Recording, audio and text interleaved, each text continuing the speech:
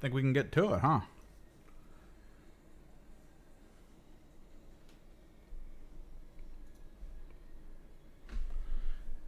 So for those who don't know my recipe for this kind of a thing, we start burnt sienna, or we're probably gonna have to fix up some burnt sienna spots. So we're gonna have to go back into it a little bit. We then do usually Naples yellow. That's kind of like the undercolor, like the underlighting. So normally it's done closer to like the bottoms of arcs and stuff. Then closer to the tops of arcs goes pale yellow, leading to very few little hits of titanium white for highlight spots. So we've got a bit of a distance to go.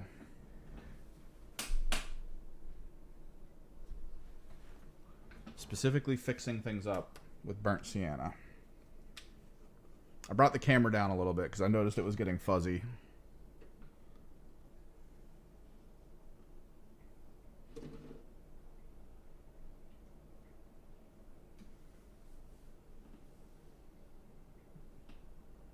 I think I might, hang on.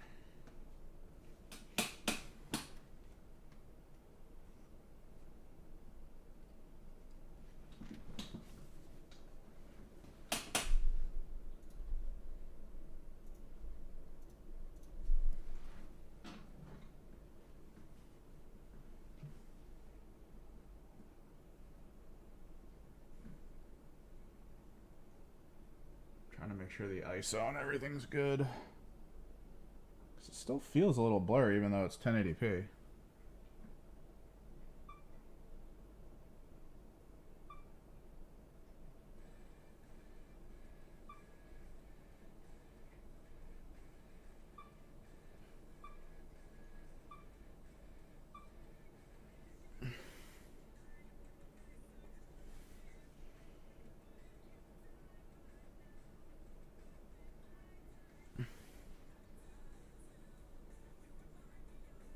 It's a lot better. What's up, Roche?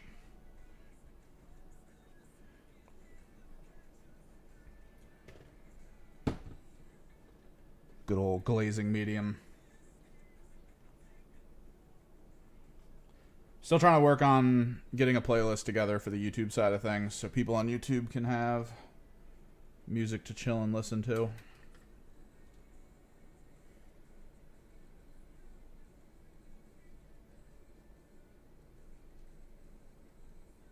Been kind of in and out all day, so I haven't had time to directly focus on that.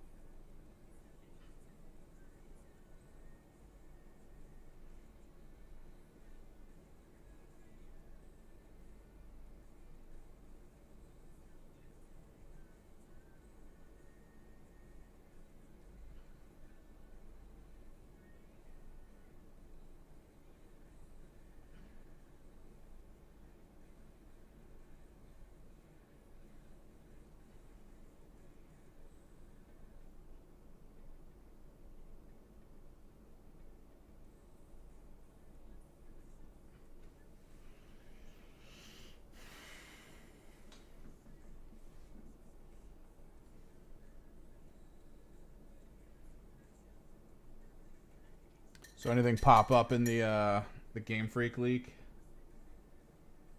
that you're interested in or care about?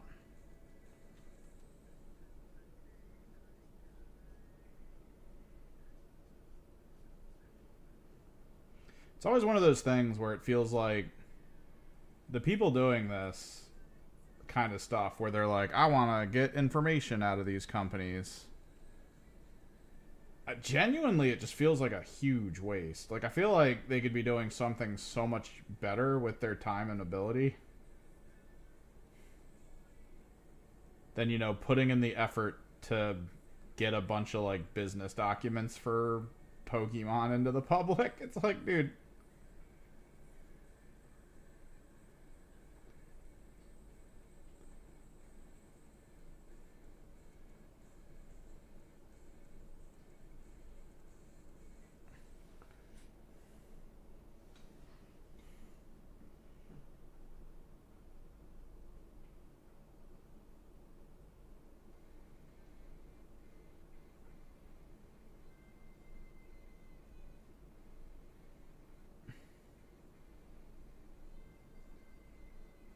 It's like the greatest surgeon in the world choosing to start a restaurant where he like peels the skin off of grapes and serves them to you. Like,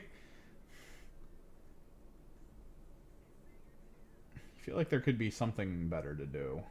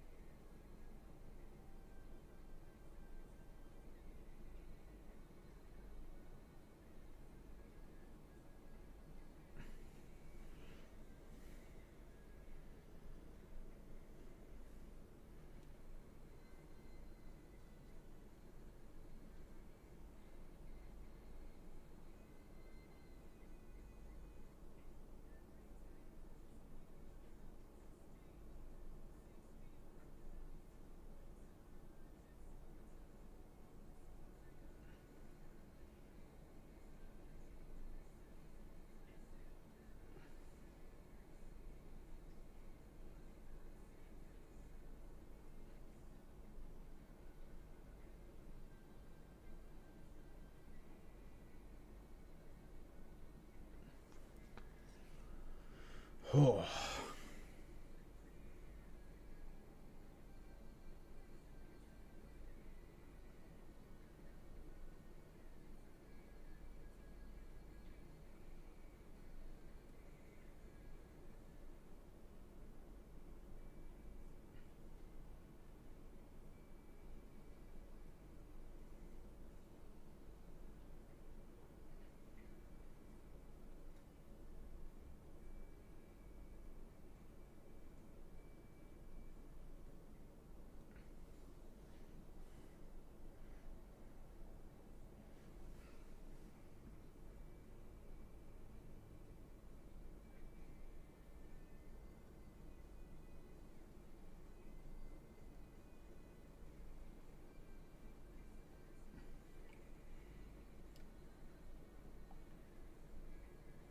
Like, man, I can't connect with like the hype of it though.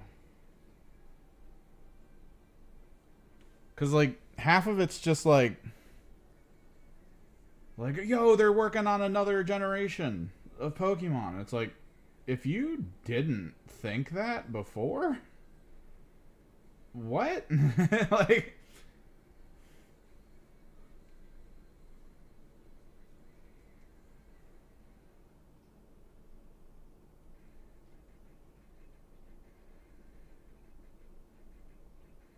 I'd be more surprised if the leak was like, this last generation of Pokemon is the last generation of Pokemon. Like, if that was in the leak, I'd be like, whoa. But the leak was just like, hey, everyone, business as usual. It's like, all right, cool. Thanks for checking in, I guess.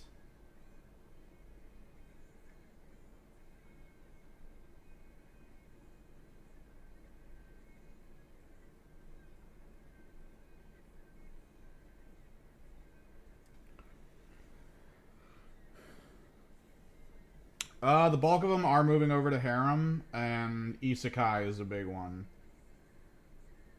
There are some standouts, but a lot of the times the Harem ones, dude, like, I don't mind Harem anime if, like, you know, right? Like, you know going in that that's what you're watching. Like if that's it, like if I'm getting into watching one and I'm like, oh, it says harem, like that's fine.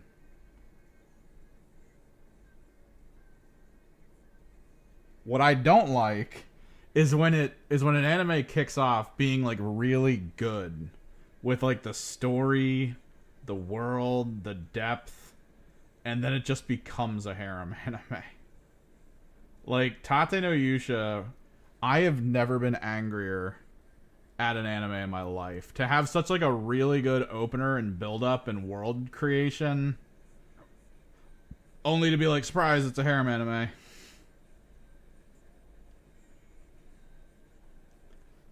I know we were talking all this cool stuff about like the repercussions of people who don't fully understand a fantasy world suddenly thinking that they're gods in it and that everything they do is just and good, and the problems that that creates by not fully understanding the powers they work with, and how cool of an idea that is. I really want to like learn every element of that world once things start getting figured out.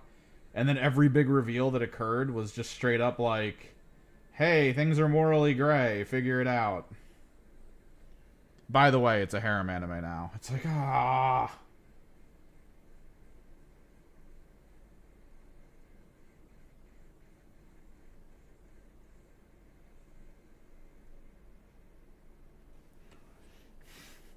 What's up, Kill Team Hungry? How's the kill teaming going in Hungary? Seems like we're finally starting to grow a community in this area for Kill Team, which is great. We have so many storefronts that are starting to be like, yeah, come in, play games. We got people who are actually building like gaming basements in their houses and then posting up on their discords like, yo, swing out, let's play games. Let's get a group going on Wednesdays or whatever. My issue is it's always like after 6 p.m. and I work nights. So I always feel like I'm rushed.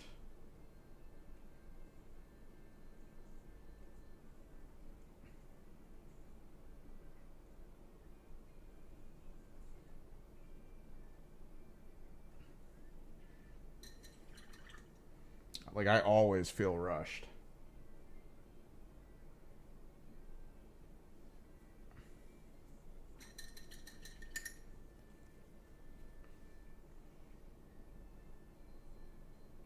And you don't like learn when you feel rushed. That's the whole point. I'm cool feeling rushed. I'm cool feeling rushed like in tournament games because like, yeah, that's part of it. You need to know everything about your team. You need to know your actions and all that. Cool. But like if you're playing a casual game with someone, you're like, I gotta be out of here in like an hour and a half. That doesn't feel good. You don't get to see some in-depth strategy and concepts play out that you can hopefully pull up in tournament settings later.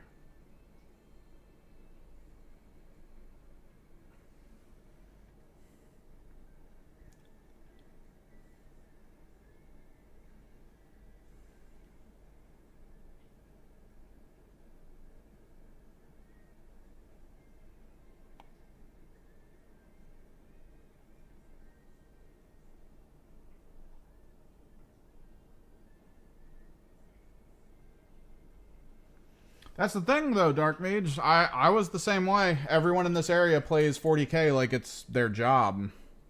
And every time I bring up Kill Team, they're all like, maybe one day. But now we're doing it. Now we're getting that group together. Now we're getting everything in order. You just gotta push for it.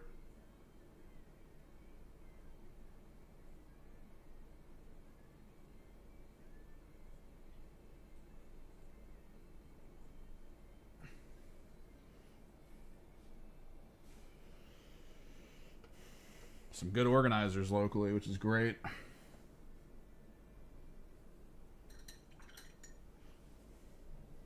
Oh, was that the were you the one that posted the picture of the stealth suit with like the auxiliary in it? Or was it like the actual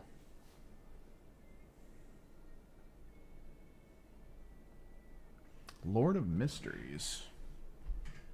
Which one's that? I've been watching Grieving Soul because it's actually kind of funny. Specifically in the way it's written. I think Let This Grieving Soul Retire is the full name. And then the new Assassin anime is not bad.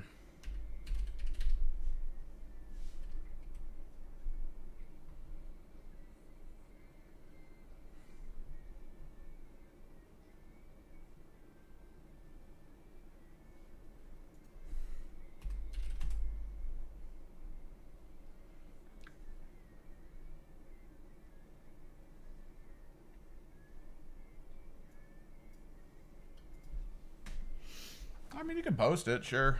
That's not a problem.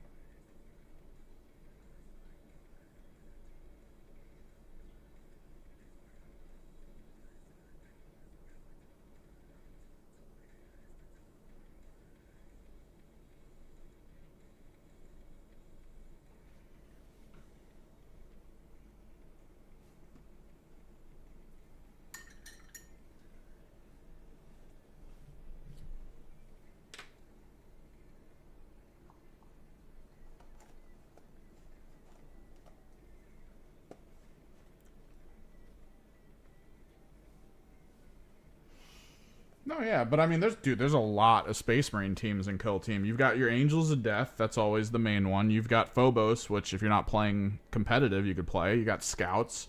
Those are third season, so they're good for another, I think, 2 years in competitive, but also you can just play them normally. There's that new Dark Angels team that's coming out.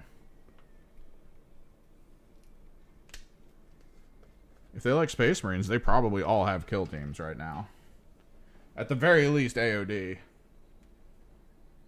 Alright, let's figure this out.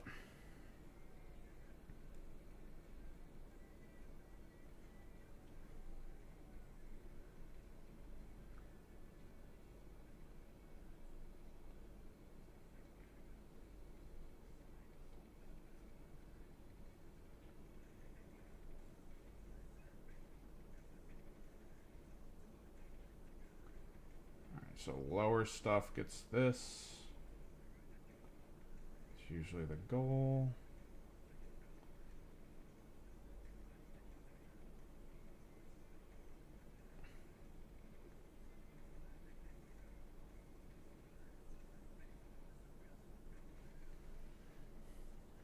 See, just that little hit of like yellow looks nice. Let's take a look. Let's take a look at Kill Team Hungry stuff. Yeah. Give him a little rocker fist. Oh, you did it this way. Which I guess is the right way to do it. I mean, considering how these suits are designed. I could have swore it was the top that's supposed to close, though. Didn't they do that? Hang on. So you went the textured approach. This was something I was thinking of doing if I ever went stealth suits. I want to go Raptors next. I was debating going stealth suits. Let me pull open link. Drop it here.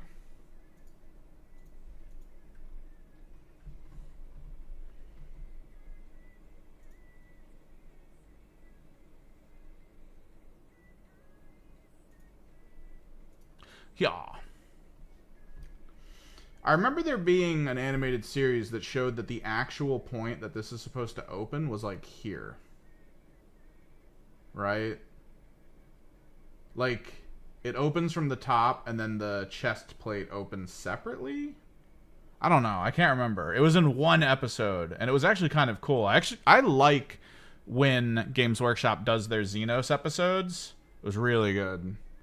Like, especially if they're like fine. There was that one which had double Xenos, which was great in it. It was Tau and then the Eldar character they were hunting down. That was cool. But nice. Yeah, you did the texture paste approach, which was something I was thinking of doing. I was thinking of like he would be stepping on this area and then it would kind of come up the leg and then kind of turn into the suit. And then maybe I'd get like a bush or something to come up like one side, and on the areas it touches, he's like kind of becoming the color a little bit.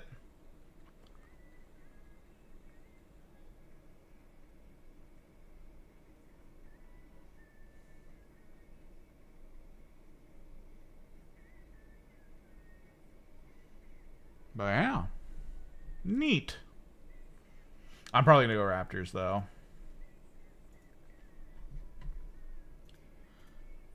I was inches from buying a couple boxes of Raptors and a Jump Pack Lord. Because the store I go to normally had them for a while. And then I went there the other day and they just didn't have them. Made me sad.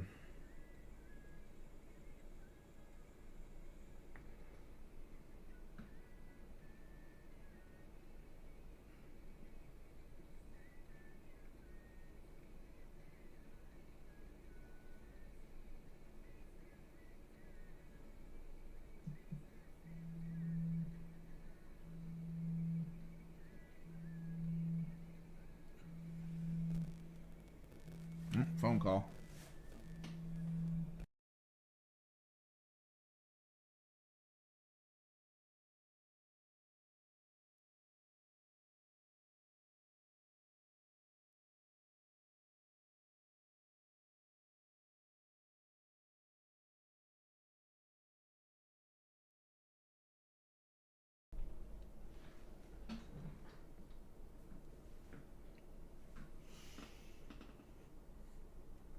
I saw in the upcoming Astartes series that they're gonna have like one episode that involves a Tau stealth suit in some way, shape, or form.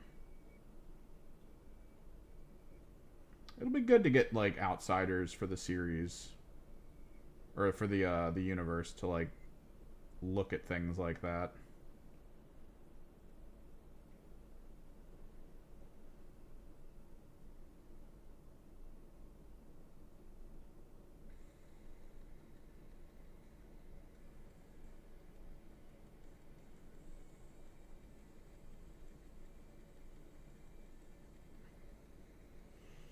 Because I kind of understand the whole, like, hyper-focus on Space Marines. I mean, that's their moneymaker. They're the Pokemon cards of the 40k universe.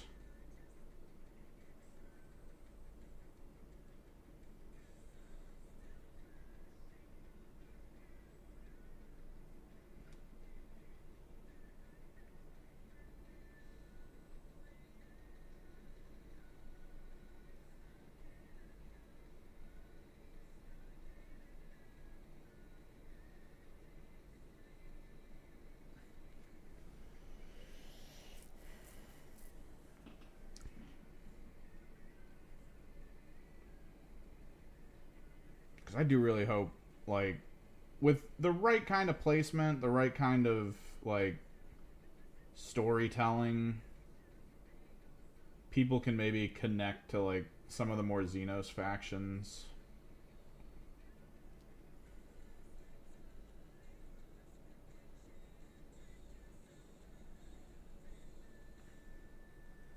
At least get to know them a bit more. Maybe be more interested in learning about them. Because, man, we do need to get out of the Space Marine loop where everything has to be Space Marines.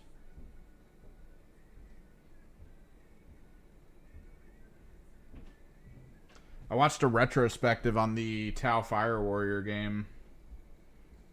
Because I played the hell out of that when I was a kid. It was cool to see. But I do completely agree with, like, a lot of his a lot of their ideas about it, where they were like, it sucked because the Space Marines kind of worked with the Tau at the end, but then the Space Marines were the one that took, they took like the limelight, right?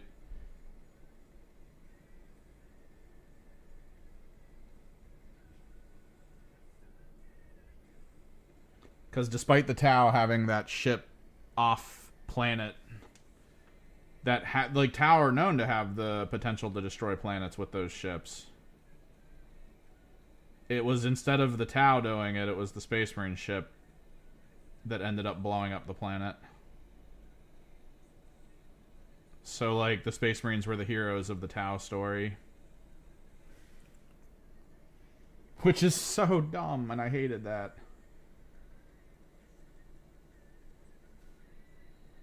Because it was actually really cool.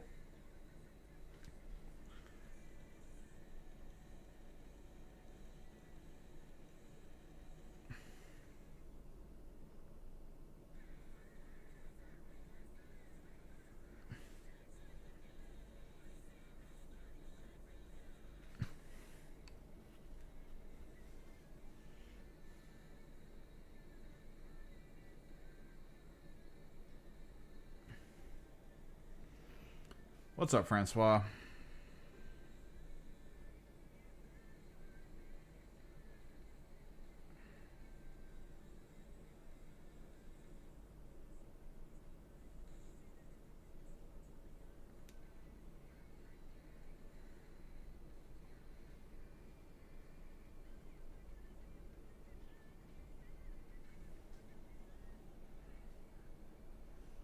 Alright, we gotta hit the backside of a lot of these.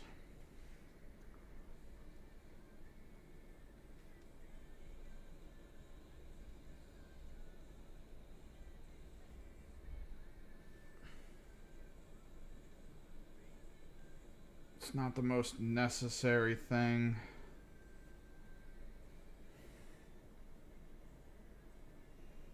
Oh. What's up, Dan?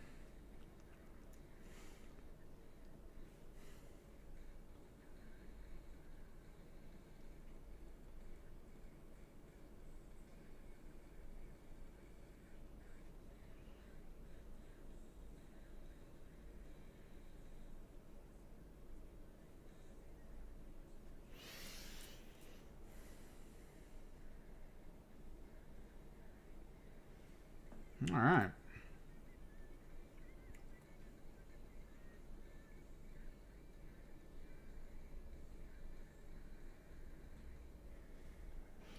If I'm assuming correct on who you are, Dan McGinn, I don't think I ever found out how you did at the, you said you were taking the Warp Coven to that one tournament.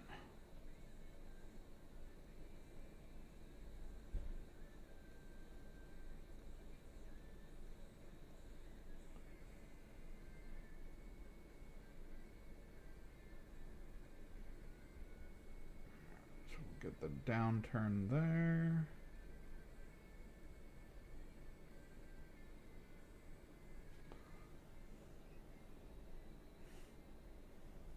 Oh. It's a big brain team. Granted, I'm thinking of playing Scouts at the next tournament, which is a very big brain team. Not as big brain as the Chaos Cults, which I was debating doing.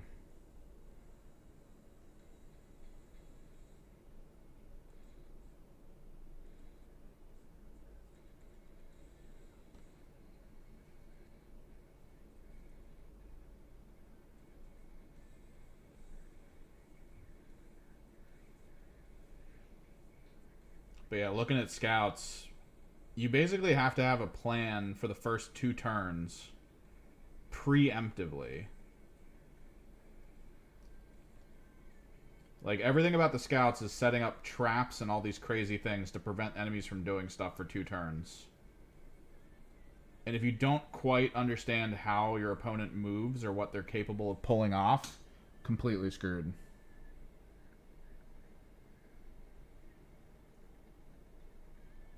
On your other channel? I don't think I did. Channel? I mean channel. Talking about things in the Discord, or are you talking stuff on your actual like YouTube channel? I rarely browse YouTube. Constantly trying to figure out stuff to do.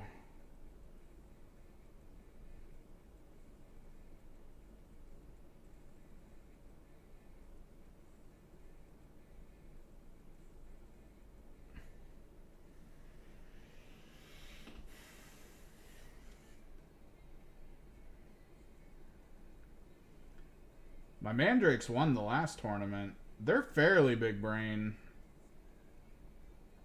But we did go into that game with like full-blown plan. We kind of had a good grasp on like what mattered.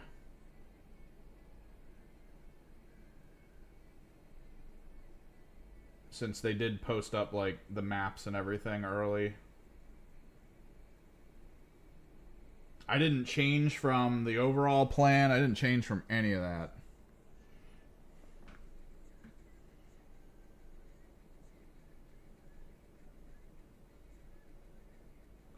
Like, we just did the same thing over and over. Surveillance. Which, God, surveillance is like the best thing for Mandrakes. Especially on the map we were given.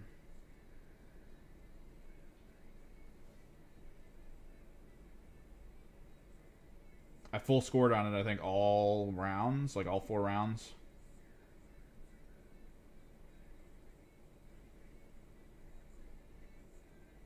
I prevented enemy interaction from taking over my objective too much.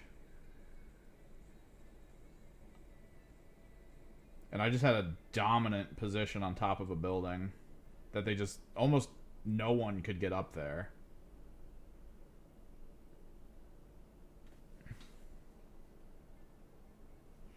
Yeah, that's fine.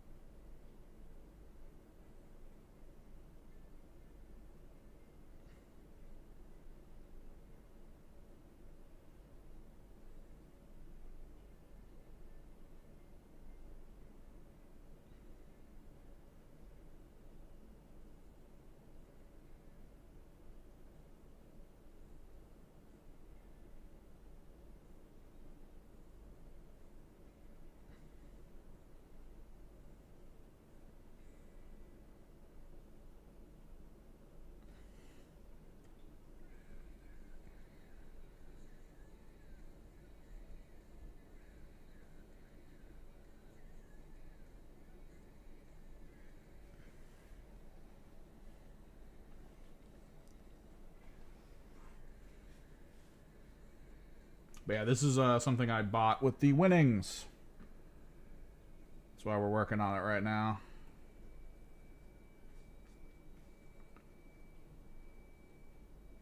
It's not exactly necessary for me to work on, since, I don't know, I'm trying to... In Big Hammer, I'm trying to focus a bit more on my Thousand Suns. Although with all the nerfs to the Thousand Suns, it's like... not a great driving factor to want to play them.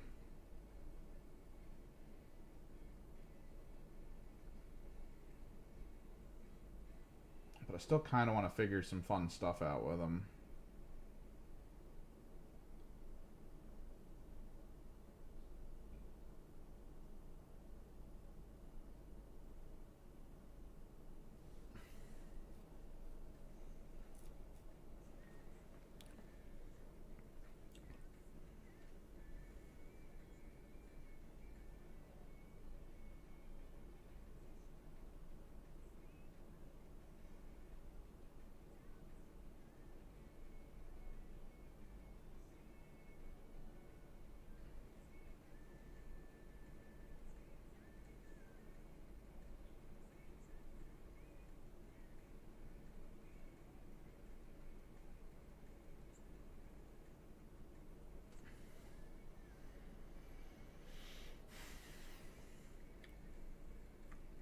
My buddy brought up Blood Bowl to me once. And I think I watched the people over at, what was it? Uh, Hobby? Hobby time? What the hell are they called?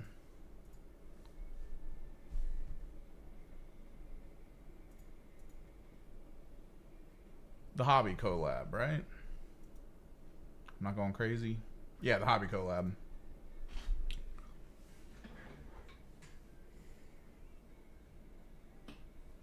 Haven't used my own paints making, or haven't made my own paints using mica powder, but I use mica powder as pigment on the bases. In theory, because I've used moisture to like connect them to the base, it's kind of like making your own paints because it's just it's a medium plus a pigment, but it's not exactly the same. But like we're gonna be putting mica powder down here eventually. I try to keep it as the pigment though, because the pigment has like a texture to it that feels like dirt. But yeah, I watched the Hobby collab play Blood Bowl. So the issue is, from what I keep hearing about Blood Bowl, and my one buddy talks about playing it occasionally with a league that he's in. And the leagues are fine enough because it is about like paying to trade players and like doing all that cool stuff where it's a little bit closer to fantasy football than anything else. So that's like, that might be fun for people. Cool. But the game itself, to my understanding, is a solved game. Oh, you might need more. You might need more medium, although maybe not. I mean, mica might be too thick of a pigment in the first place. You might have to like push it to a more powdered state if you have like a mortar pestle type setup. Maybe. Because if it's not a fine pigment, it's just not going to mix well.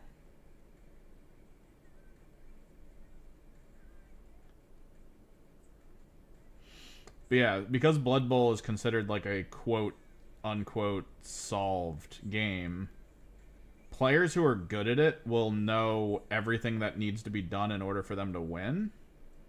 And then it's like machine at that point. Like you're just going by the motions, and you're just gonna win most likely. Or if you go up against another person who has kind of that same level in knowledge, it's literally going to be like a tie or one bad roll equals a loss, right? Like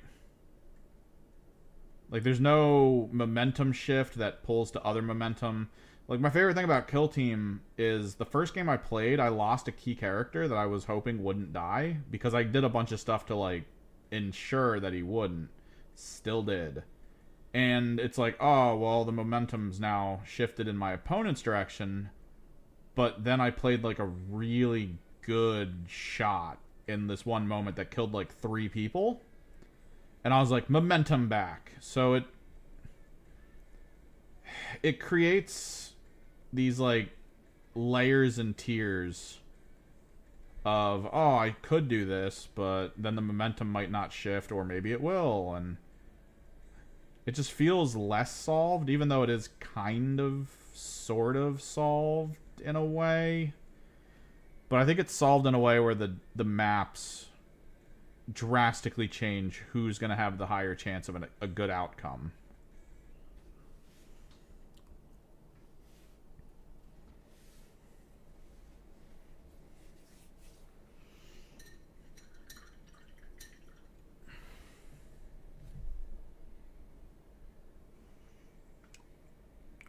But because of that nature of like the solved state of the game, it's best when played by people who don't know how to play it. Like that's really where the fun of the game comes from. Is like you got to get that crowd together of people who are just like, I have no clue what I'm doing. Let's see how this works.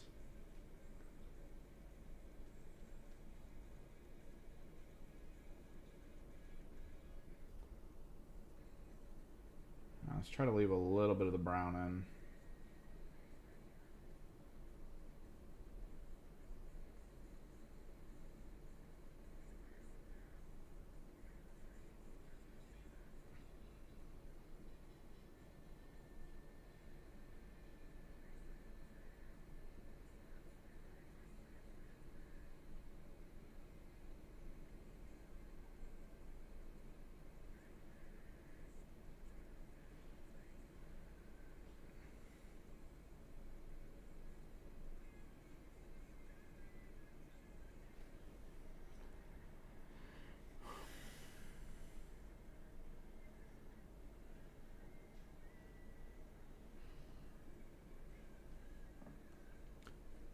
Are the rounds in Blood Bowl timed? Like, I heard that they were timed. Like, it's a little bit weirder than, like, a time clock in 40K. It's, like, a lot more, like, action-oriented, where you have to have your actions kind of thought about and planned out. To the point where you're basically, like, moving, adjusting, rolling, and you gotta do it all really quickly. Giving you a sort of tension with your decisions. It's a little bit more than like your average 40K game.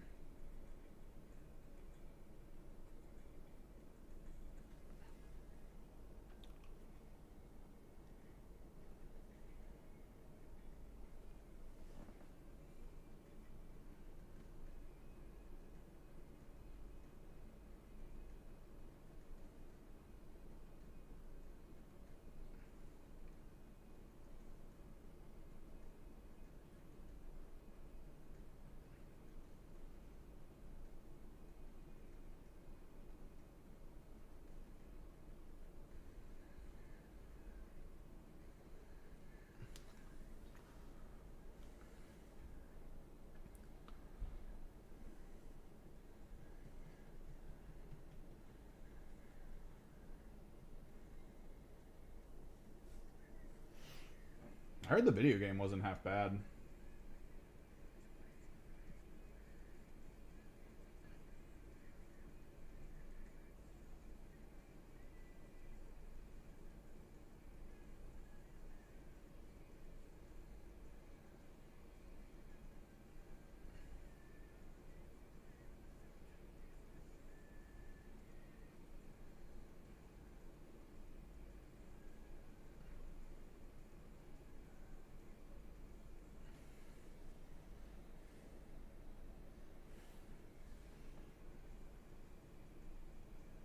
Yeah, like I think my buddy said his league was based around like a timer.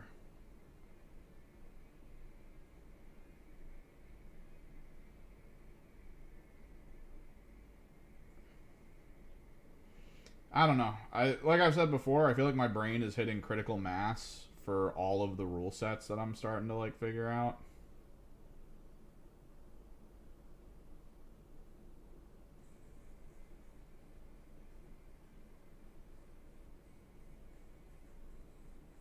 Like I'm out here debating giving War Machine a shot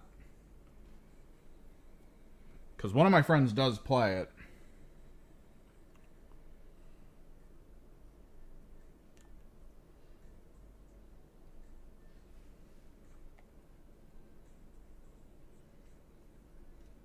And apparently there's a few people at the place he goes that plays.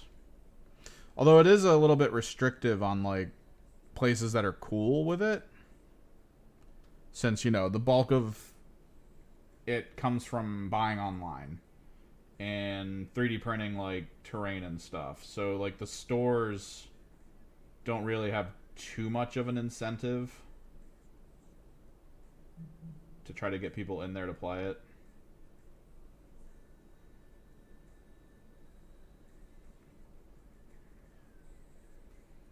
It's that awkward moment where if someone comes into the store, sees people playing it, and they're like, "What game is this?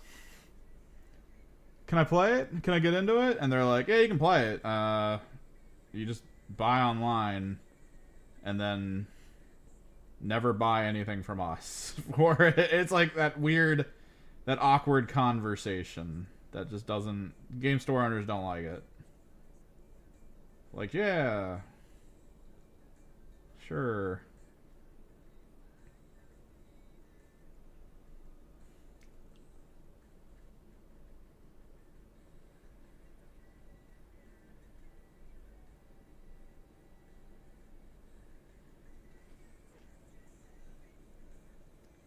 Weirdly, I did have a video put in my YouTube like suggestions today when I was random scrolling.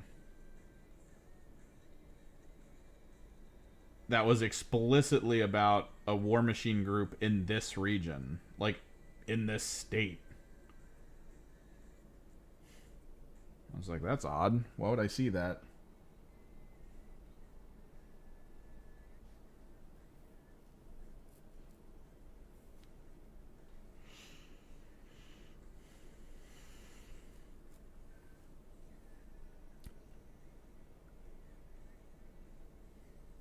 New season for what? New season for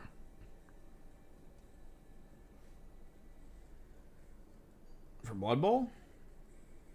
Are you talking about Old World? What are we talking about?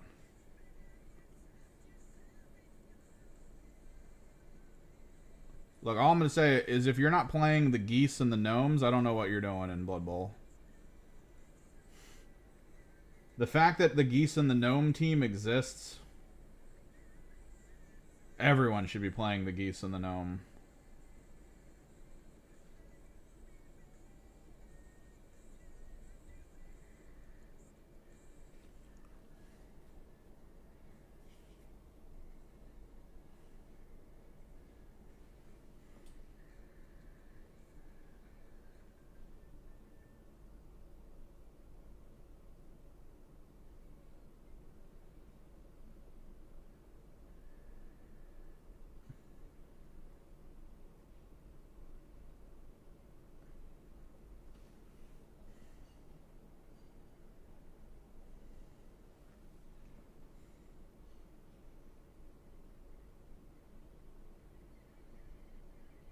Get these textures going just right.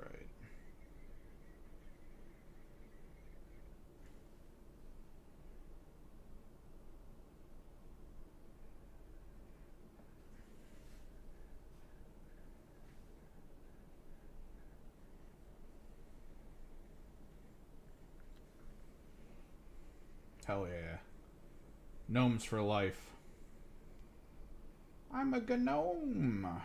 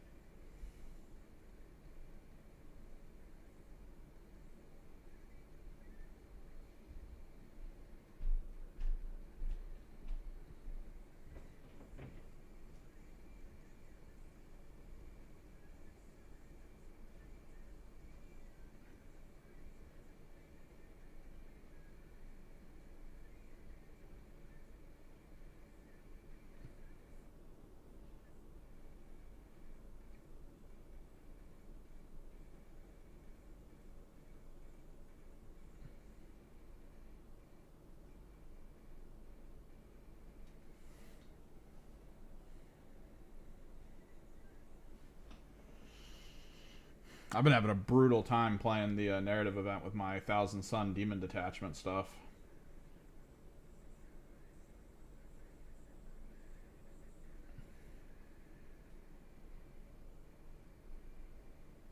I probably should have. I mean, I was doing it for the memes, and at some point here, I am gonna rock out with a Lord of Change.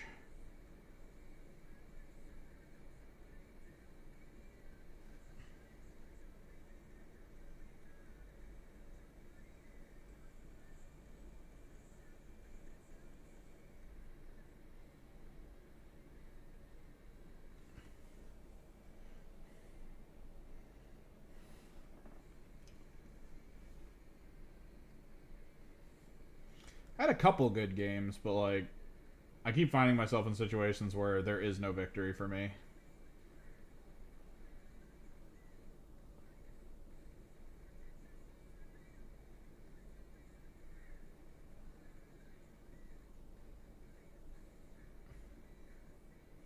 Like I do that thing where when I'm playing, I stare at the table. Especially in like narrative or friendly battles, where I'll just like stare at the table for a solid like 5 minutes at the top of one of my turns, and it's like you can feel it.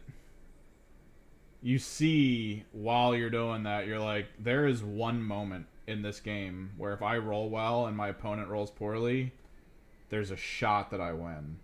But if I don't do it, and if I even try to avoid it, it's over. And like that's what I've been feeling most of the time when I've been playing my Thousand Suns for this narrative event.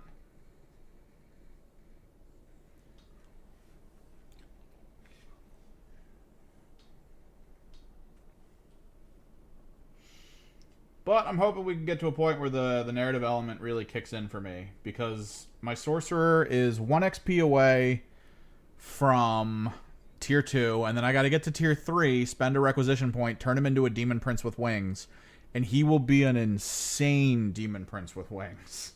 He's already +1 to psychic abilities for wound rolls, which means he'd be a demon prince with +1 to wound on everything he does, except I think the heavy bolter.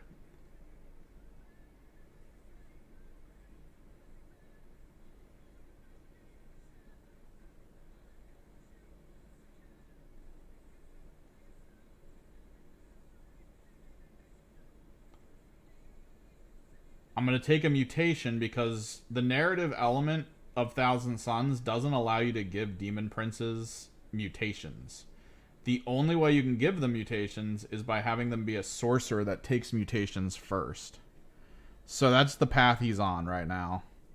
I've had a couple cool moments, though. Based on the Thousand Sun rules, there's like weird things you can do. Since your spells can be cast from melee, I managed to, in a turn with one Exalted Sorcerer, finish off a Dreadnought he was in combat with. I Doom Bolted it. It had like 2 wounds left, so I killed it with a Doom Bolt. And then I grenaded the wolf, a wolf pack that was next to him, took him from like 5 to 2. And then I shot a leader unit that was on the other side of him after the grenades, and then killed it. So like, one turn, I almost wiped like the bulk of stuff out. Oh no, if he fails his level ups, if he fails, because I think I'm going to try to do it where, and this is going to suck. If he fails the second mutation, because if you roll the same mutation on the table twice, which there's a good bit of options for the mutations. But if you roll the same twice, you become a Chaos Spawn. A single Chaos Spawn that still has all your upgrades. But now you're a Chaos Spawn. And not even a double, not even like a double model Chaos Spawn squad.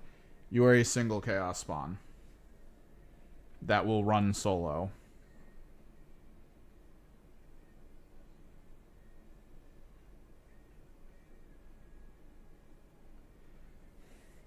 So what I'm trying to do, I gotta double check the rules because I don't know how it works, but there's a way to like block that from happening by making it happen to a different sorcerer.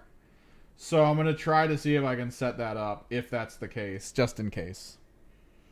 Because I'd rather he not turn into a Chaos Spawn. I'd rather get like the shot at a reroll and then turn another sorcerer.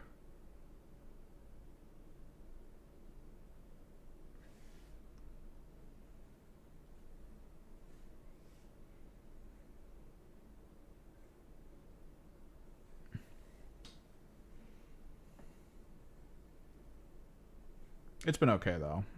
I gotta figure out what we're doing with it though. We did the hiatus week, I think. And now I think this is going to be the first big game, supposedly. Like, we got to convert our list to 2K.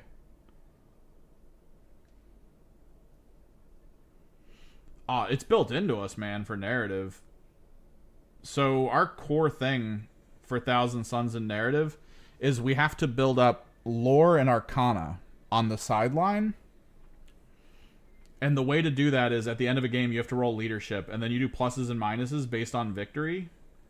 And the different types of sorcerers you have. Because every sorcerer that gets put into your army, including, I think, like, demon princes and things, they all have to be marked as a specific, like, sorcerer school. From, I want to say, 9 in total. And if you all match in the same school, you get bonuses. If there's variances, you get minuses. So there's just like a level of scheming to all of it, which is just so fun. And some of the abilities you get leveling them through their schools. The main one I'm in gives me EXP if my opponent completes their agendas. So for everything my opponent does that they want to actually get done, it helps me. And then if I lose, I roll a dice, and I think it's a 50-50. I think it's like a 4-up. that I still get all my victory bonuses for losing if I roll a 4 up. One of the schools gives you a spell, like it adds a spell to the normal Thousand Sun spell list that allows you to like teleport a squad somewhere. There's just so many cool things, man.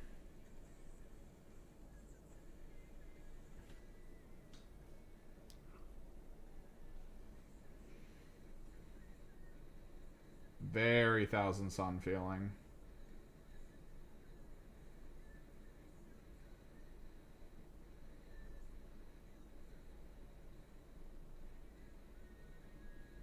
It's been a little hectic to try to get games in, though.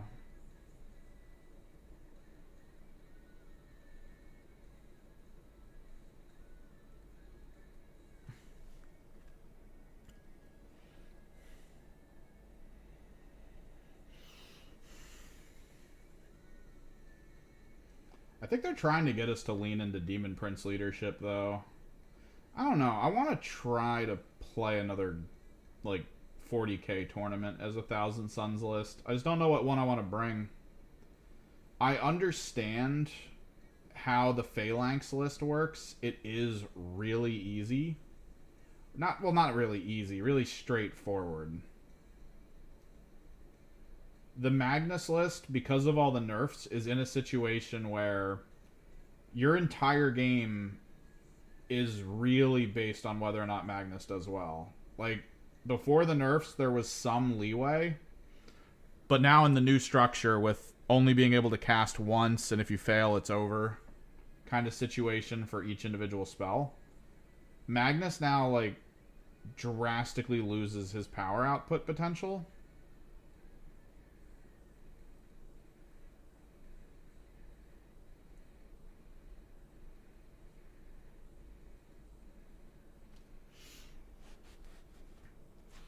So, like, you have one round where you roll poorly, it's over. And the Zangor detachment, the one I actually like using, or wanted to use, man, like, right as I started to figure it out and test it, and be like, oh, dude, this is going to be fun, they nerfed it to the floor, man. Making it so that the Enlightened cost a ton now. Making it so that that detachment can't increase the wound rolls for Mutilate Vortex Beasts or increase the defensive capability of them, let alone the Chaos Spawn. Like, I when I saw them get rid of that for the Mutalists, I was like, okay, that it was kind of broken, sure. But then they were like, also the Chaos Spawn, and it's like, dude, why would you do that?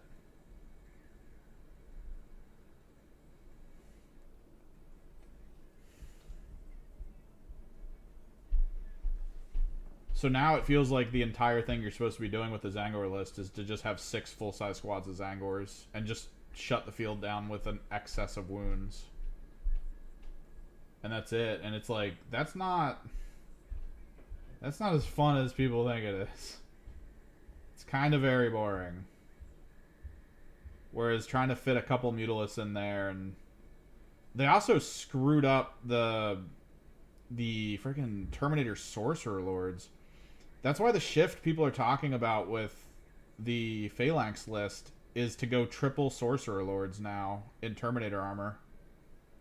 Because it used to be that they would mark targets for other people to do really well into, like your Predators and stuff would do really well into them. Now their buff only works for their squad, no one else. Like, they've drastically shut down all the combos that list has, in lieu of no other benefits. Which is super sad when you look at, like, other armies and how they work, where, you know, there's combos and they're really good together. Because, like, that is a fun element of the game, learning which units you need to focus. Because if I look at your army list and I go, if I kill that Terminator squad, half your stuff shuts off. Let's go. I have to do it. Let me see if I can figure that out with some plasma cannons and, you know, have a good time with it. But I look at a Thousand Sun army and it's like, I don't feel like any one thing stands as that, like, linchpin unit that you need to like protect and go for, because like none of it's strong with other things anymore.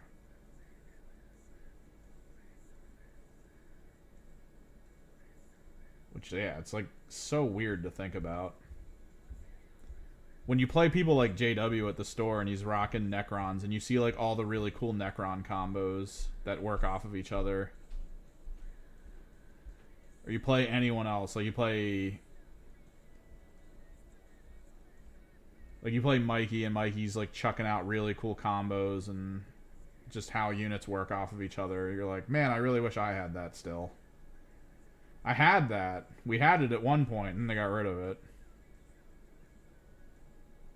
There was genuine value in putting a Terminator Sorcerer Lord in a squad of Zangors because you could with that one enhancement.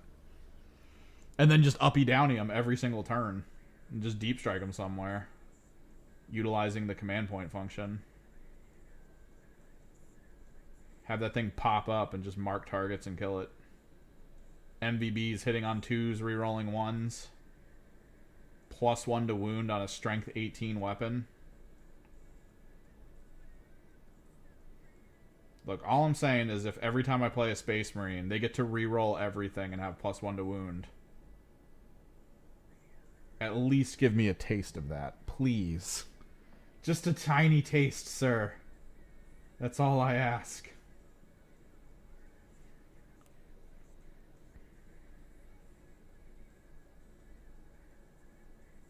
I've been whirlwinded to death enough with full rerolls and +1 to wound.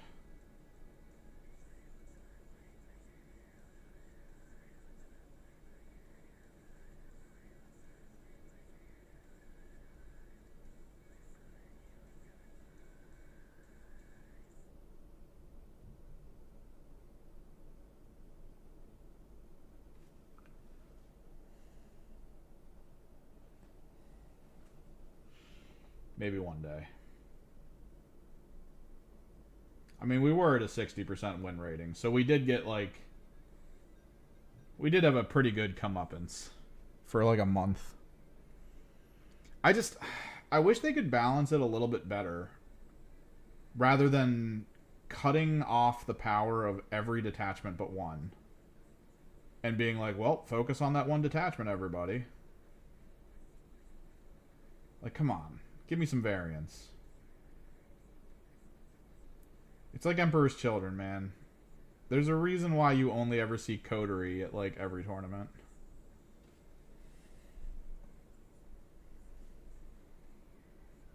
It's too good.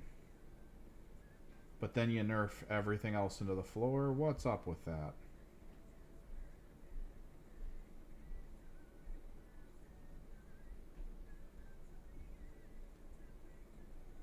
I want nothing more than the big brain Mercurial.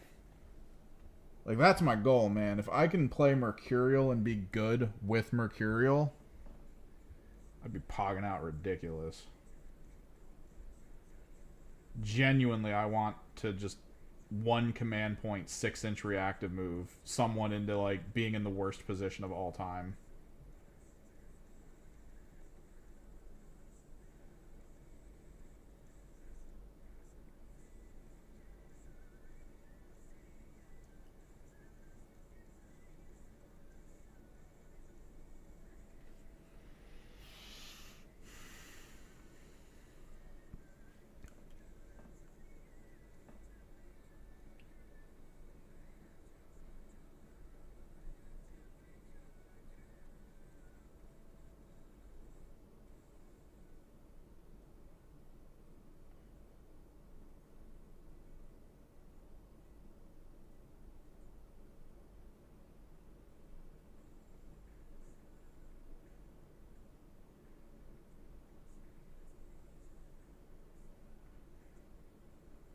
Kind of want to figure out if I can set up a game for this weekend.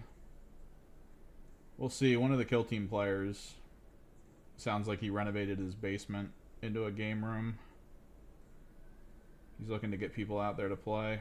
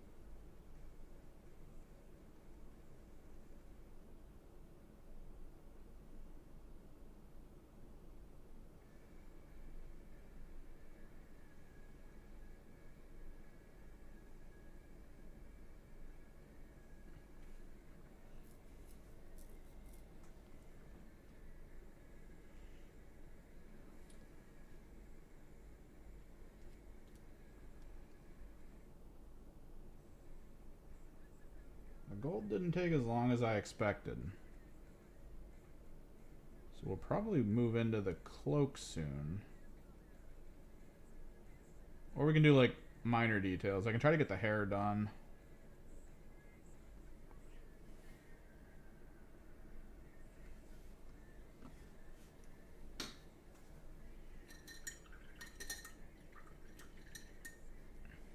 Now we're going to get into the white specular.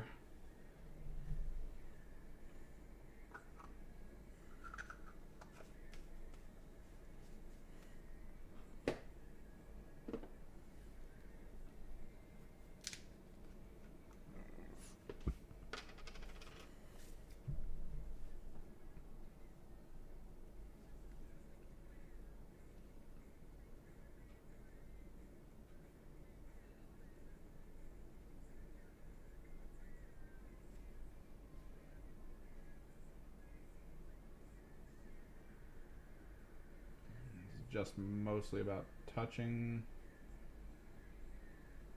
specific spots to provide a sort of highlight. You don't want to go too much farther than that.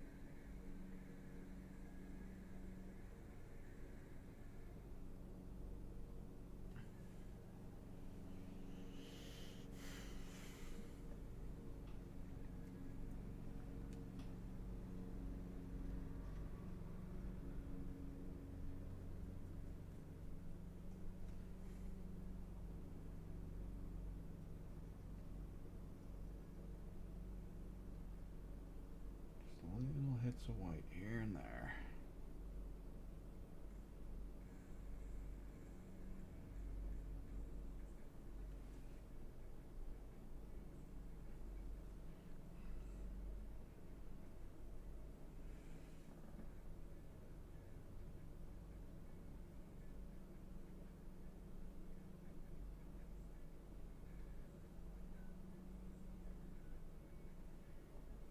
Still waiting on that Hell Let Loose update.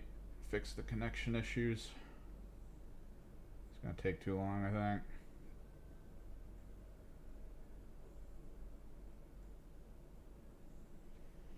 Which sucks. I was really getting into it.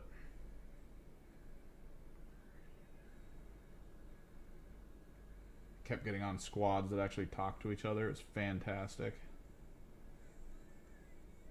I'd missed that for a very long time.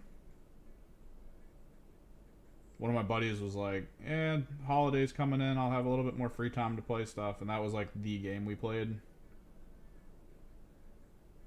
So I was trying to get back into it.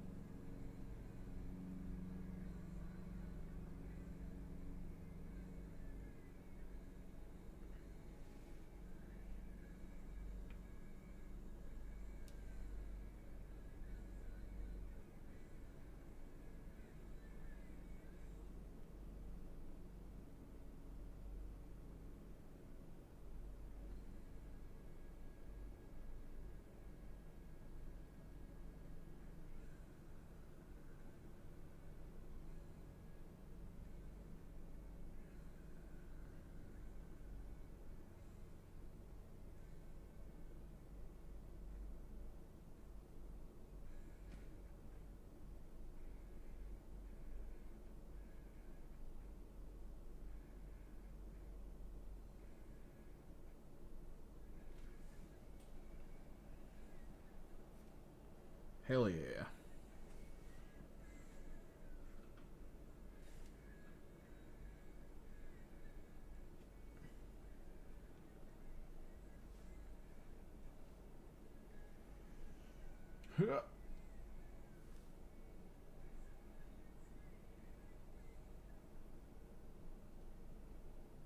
Unblur, you bastard.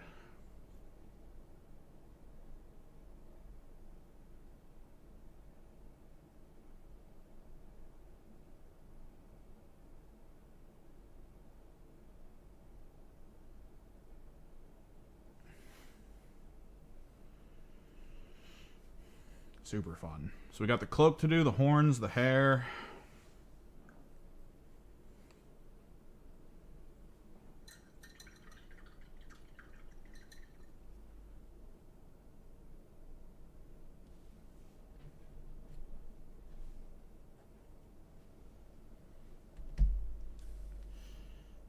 Let's do the hair.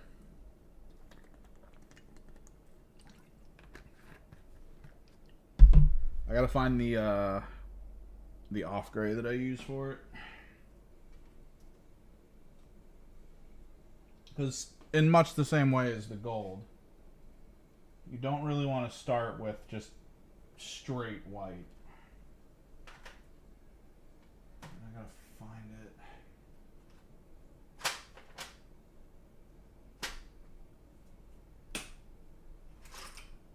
I bought the Army Painter Fanatic line. It's like a gray. It goes on super smooth.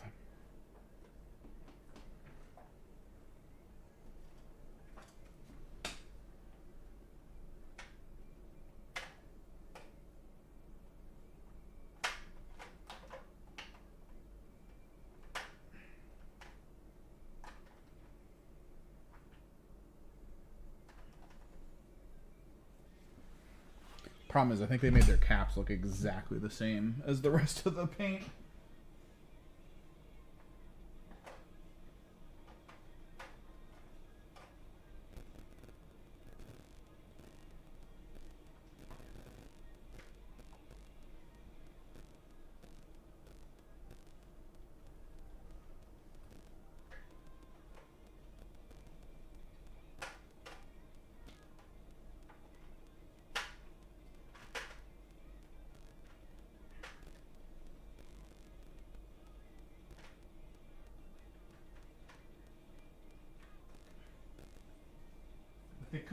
They could have did like just a slight visual difference between the caps of their standard paints and their new Fanatic line. It would have really helped me here. There we are. Brigade Gray.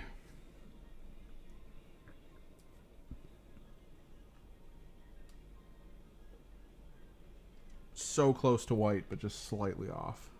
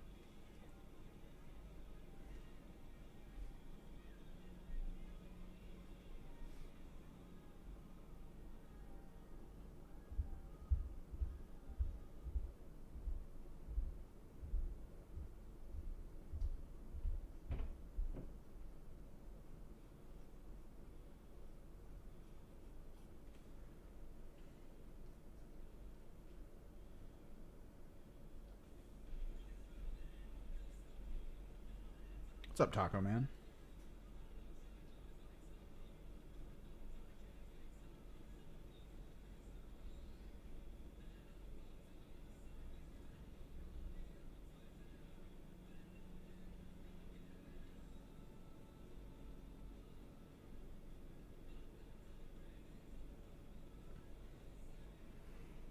I mean, how do you think?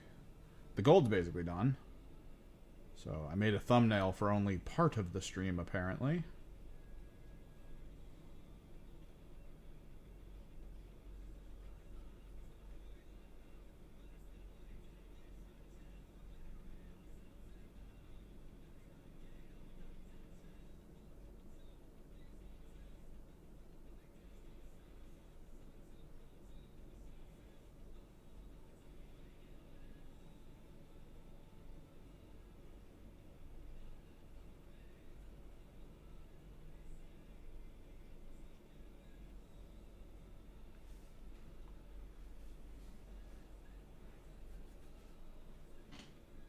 Oh yeah.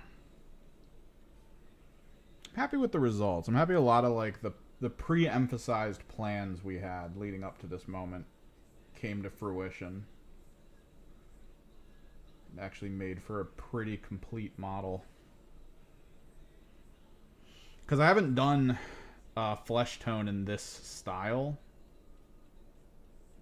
like at all.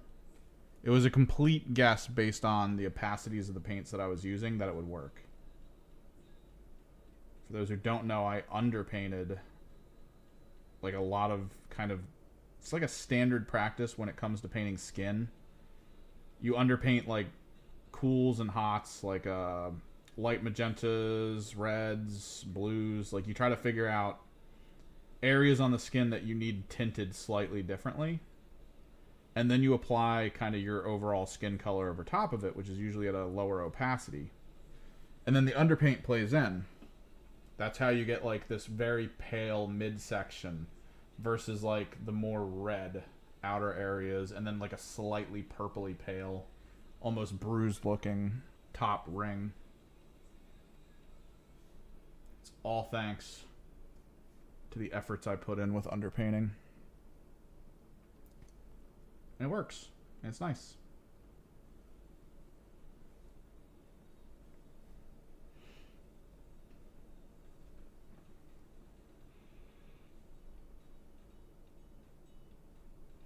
Now we're just building up the hair to pull it to the blue platinum white that the rest of the demons in my army have.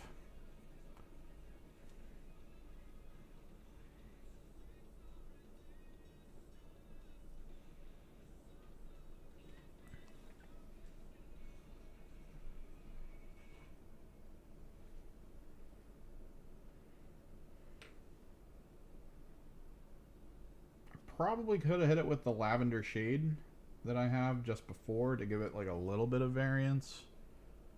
I think it's fine.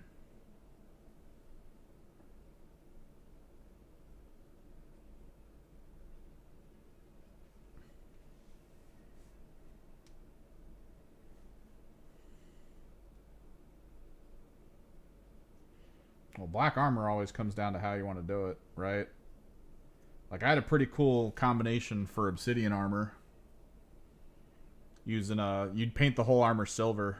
And then there was a contrast paint called Chaos Black in the Citadel line that was like, it's really thick. Like, it almost doesn't exist as a contrast paint. So you do it over top of the silver, and the silver kind of shimmers through it, like a little bit. It just makes it look like a really black stone. Which I thought kind of worked really well.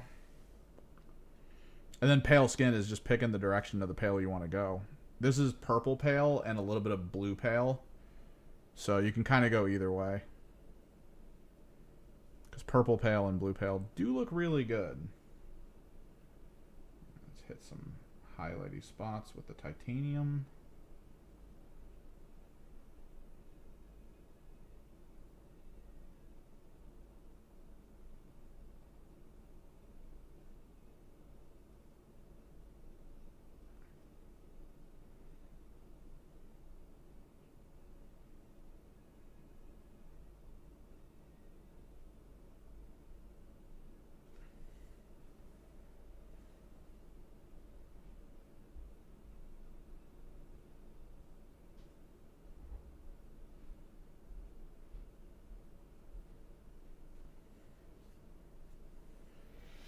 I know you're not supposed to go pure white unless it's on a part for a specific reason, and the hair, I do think there is specific reason to it. Yeah, a lot of the time when people do like Black Templar, they'll do blue in it. Like there's an element of blue. I actually, a lot of the times if I'm doing like black leather, I'll do Leviathan blue, which is like an extremely dark blue, so that most of the surfaces, because it's a contrast, it'll congeal as what looks like black, but then around the outer edges, it'll be like this extremely dark blue, which looks really cool. My cultists all have that. I made all of their leather armor look like that. We're going to be doing black to blue on the horns. Not quite armor, but, you know, it fits a little bit.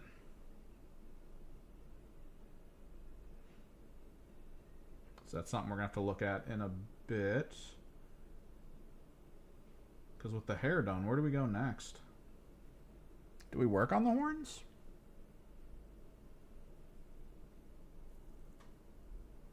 Maybe we go in with the cloth. What time is it? 5:30? Got a little bit of time.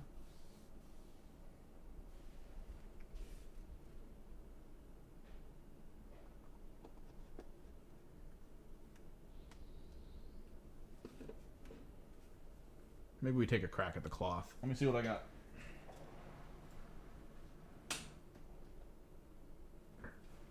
Definitely light violet. But do I need something in between?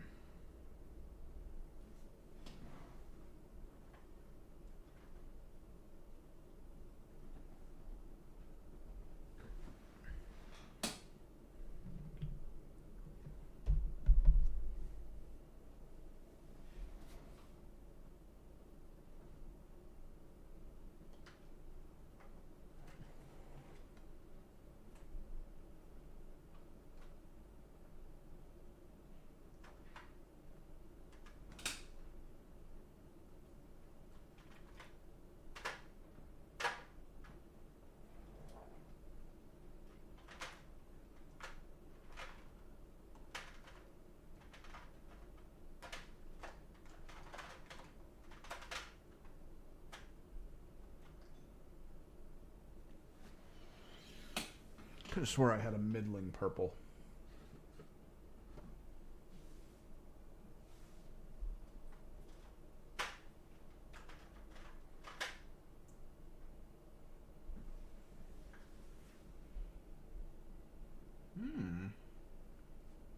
We could go to light violet and then get like some highlights with cacophony purple.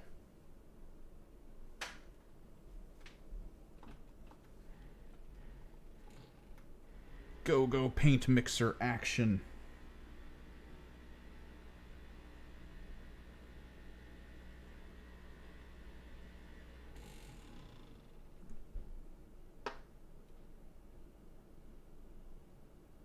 Could be interesting.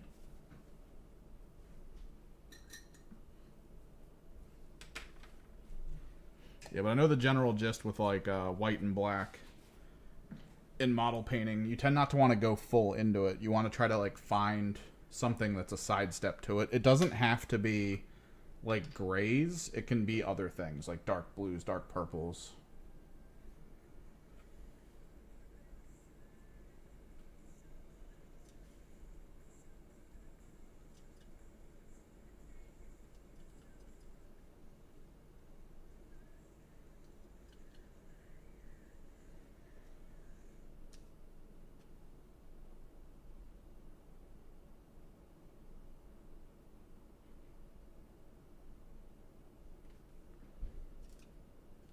Clear a lot of this paint off, goddamn.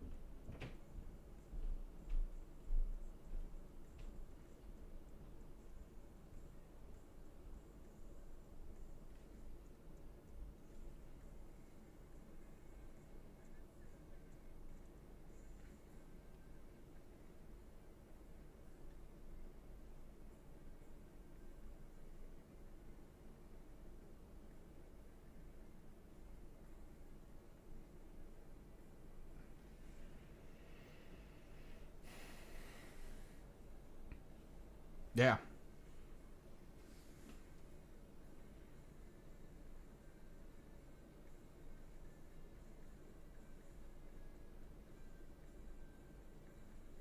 You ever actually paint your Raven Guard?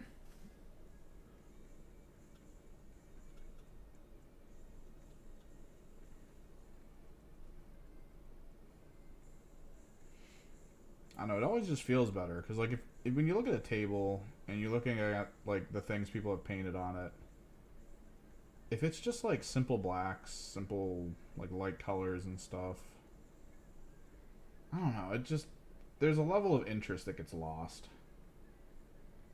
Just a visual and aesthetic, like nothingness.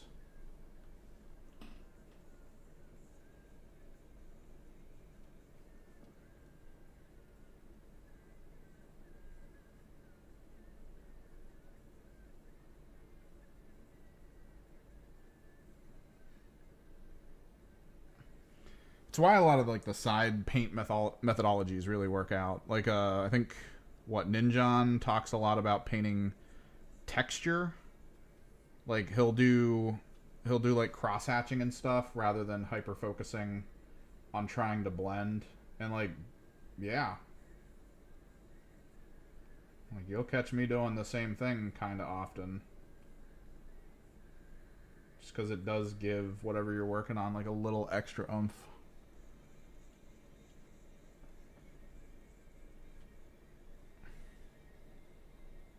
Nice.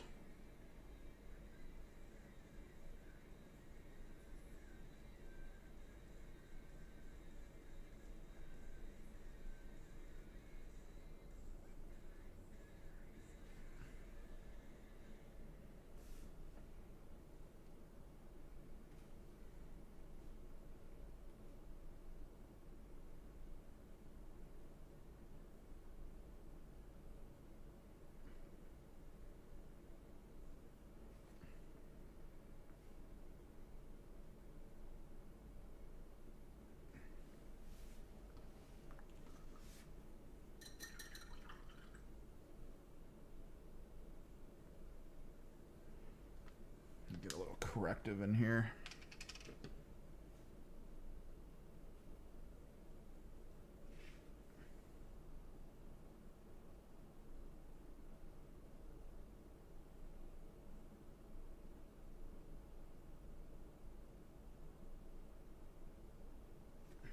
There we go.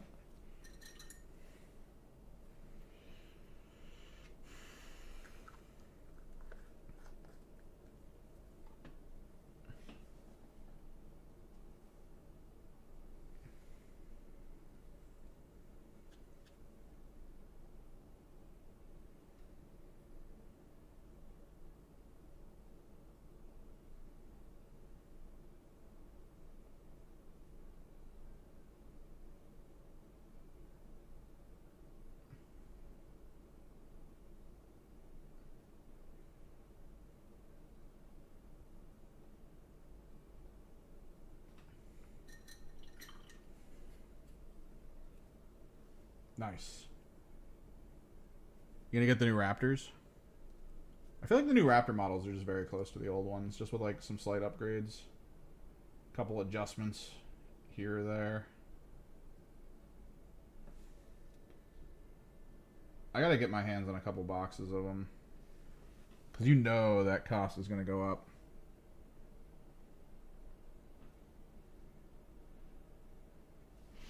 The undercoating yellow with brown does help.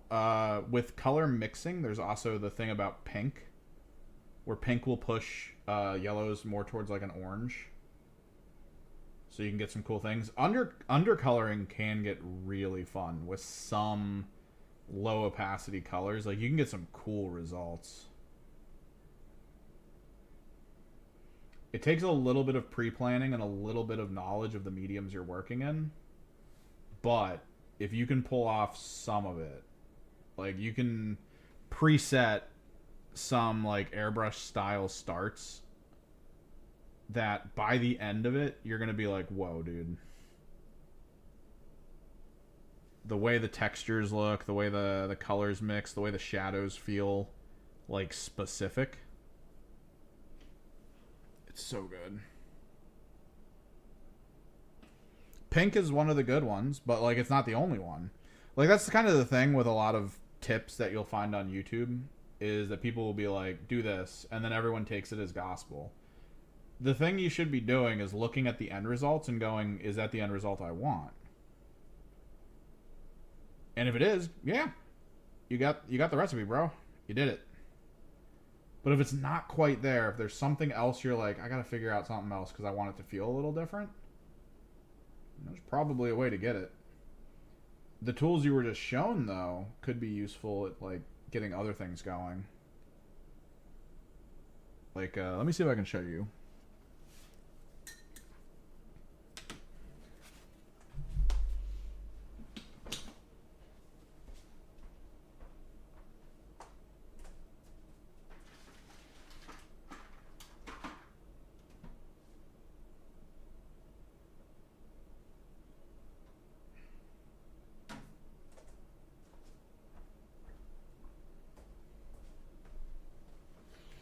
So, my friend had got a Kroot squad. He thought it would be cool.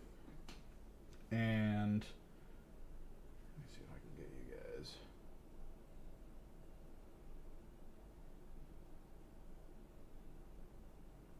So the only highlighting I did on this was a little bit in the red leather. Everything else is based on the fact that the undercolor for this thing was blue with a zenithal of pink. Okay? And then I hit it with contrast paint. Like the skin is contrast paint green. So the red gets picked up in it anyway from the pink. Like it pushes that pink to red. And it gave it like this really weird and interesting feel that made it almost... It feels a little bit more fleshy than what I probably could have gotten from just hitting it with like normal contrast paint. Because it feels like the atmosphere almost plays into what the physical skin looks like.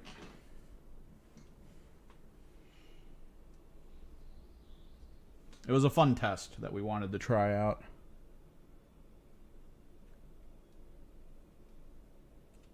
See what the results of like base toning like an alien green flesh would do.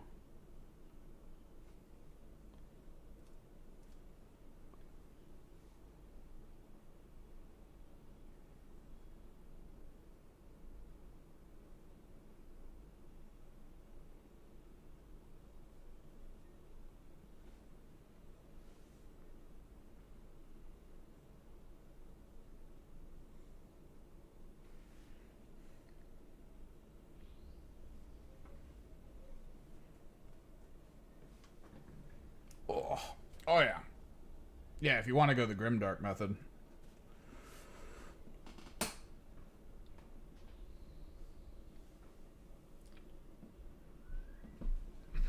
It's usually a good start for grimdark methodology is either brown or like a slate bluish gray, like a dark blue.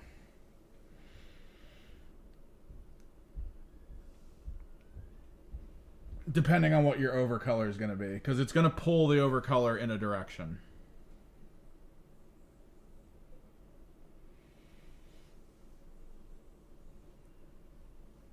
Oh, I think I just dislocated or freaking almost popped out my right leg from my hip. That was weird.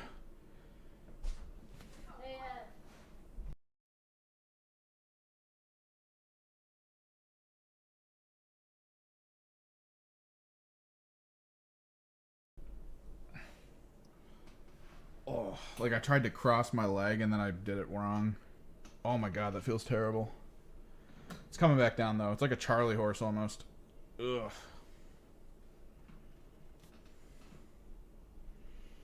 Whew. Getting old.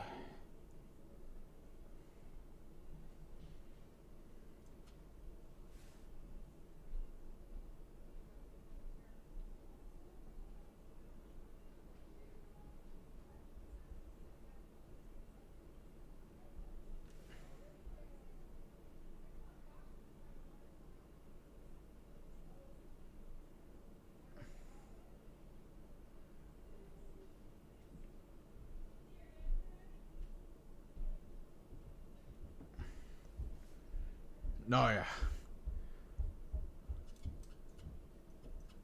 Stretching often is a good thing.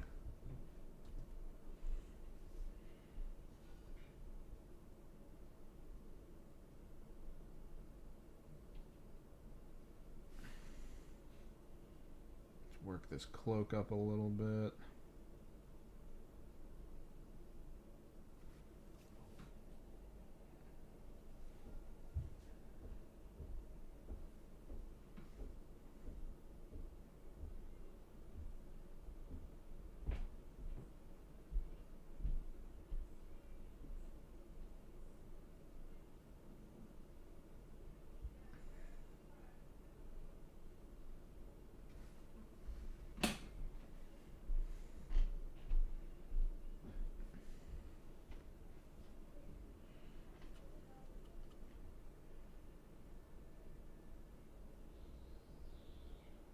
I think my buddy's gonna get started on his Sisters of Battle paint scheme. He keeps talking about it.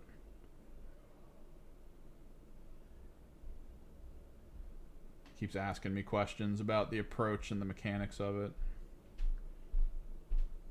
He kind of decided against, I think, the method I showed him for how to get kind of the undershadow. Although maybe because I showed him a couple things where I was like, this is what that looks like. He might arc back and try it. Because it does look really cool. It's basically applying to the surface like a teal or a turquoise or like some really light blue or something. Like you have to pick like a really low saturation, close to white color. And then zenithal it white. Or close to like an off-white.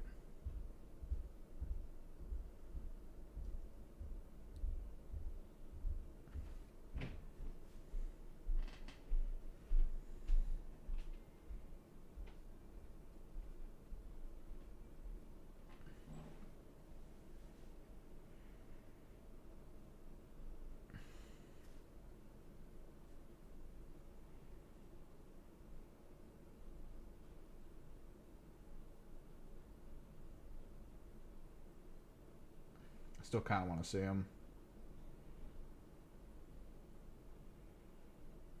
Must see end results.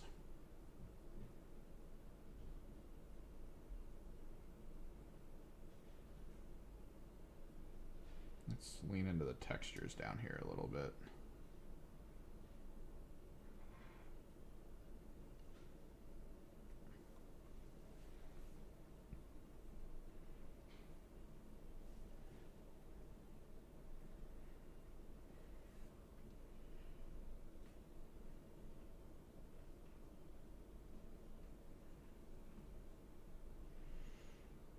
I mean, Imperial Fists force you to go yellow. The place I saw that the yellow and pink thing for the first time was actually in a video someone did to show you how to make really fun Drakari sails. Like, his Drakari vehicles were all like the classic dark turquoise look, but then all of his sails were based on pink and yellow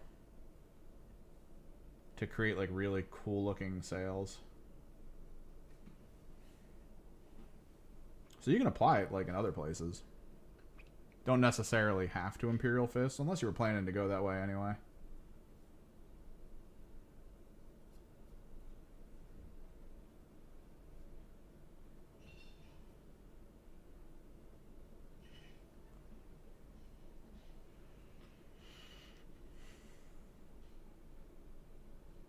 Which I think I heard that the Imperial Fist box set sold out.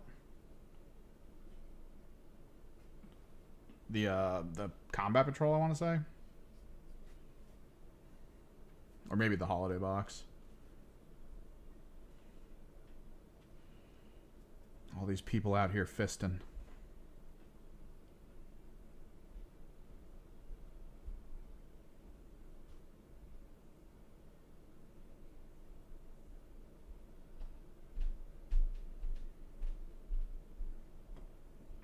Without a care in the world.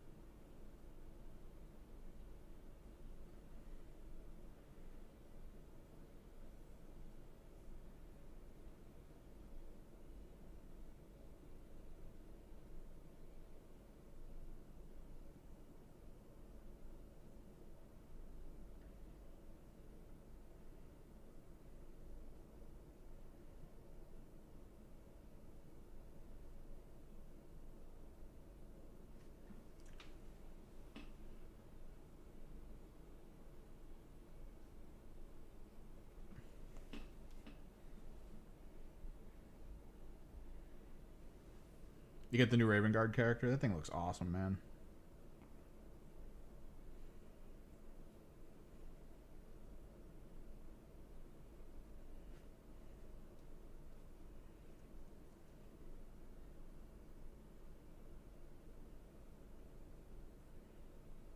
Quite possibly the winner out of all of them.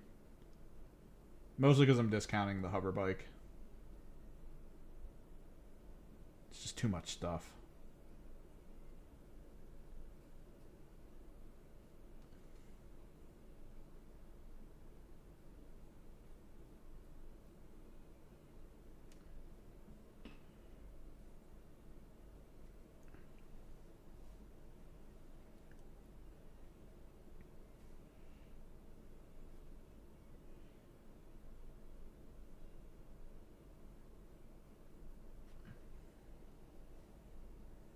Yeah, there's a good Night Lord one.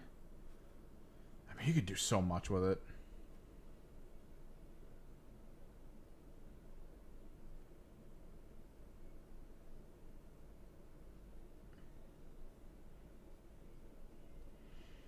I'm about to buy a Chaos Jump Pack Lord in the process of trying to get the Raptor team earlier than it's going to get released. Get them together and ready. And, like, I'm out here thinking of getting that Raven instead and doing some big conversions. Because, like, Chaos Jump Pack Lord? Eh. Raven Jump Pack? I'm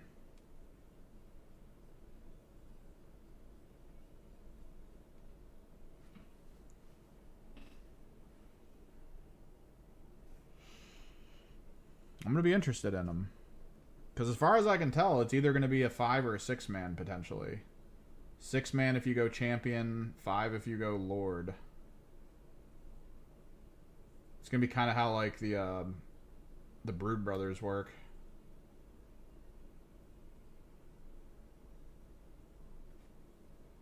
If you really want that Patriarch, you got to pony up for it.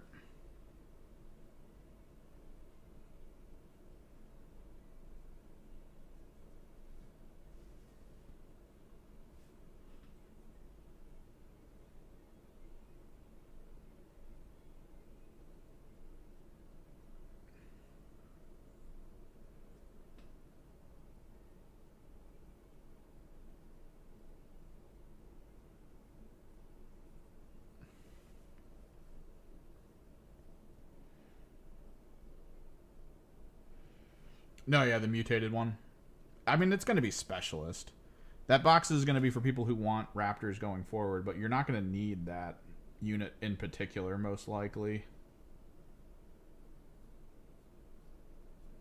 It's going to exist as a kill team box for a few years, potentially, with the upgrade sprue, and then they'll eventually move it back to, like, the general 40k line without the upgrades.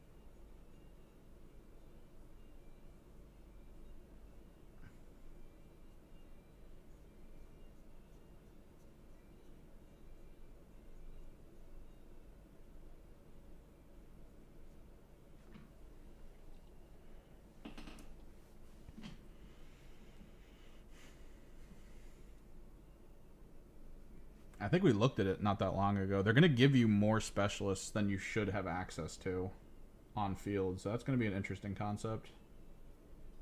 I wonder if the mutants are even going to be worth it. I mean, at the end of the day, I'm going to just be buying regular Raptor boxes. So all my conversions are going to have to be my own, which means I'm probably going to have to dip into my excess Chaos Spawn stuff and see if I can make a really cool looking raptor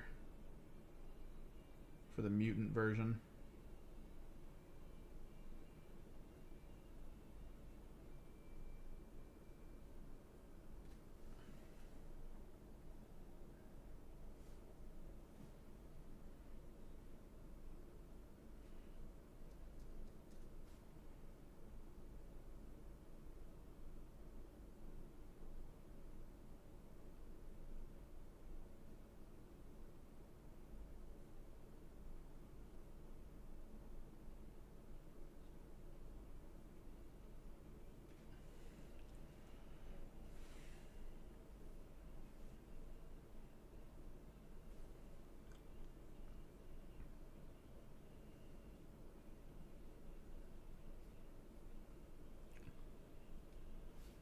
Try to switch up brushes.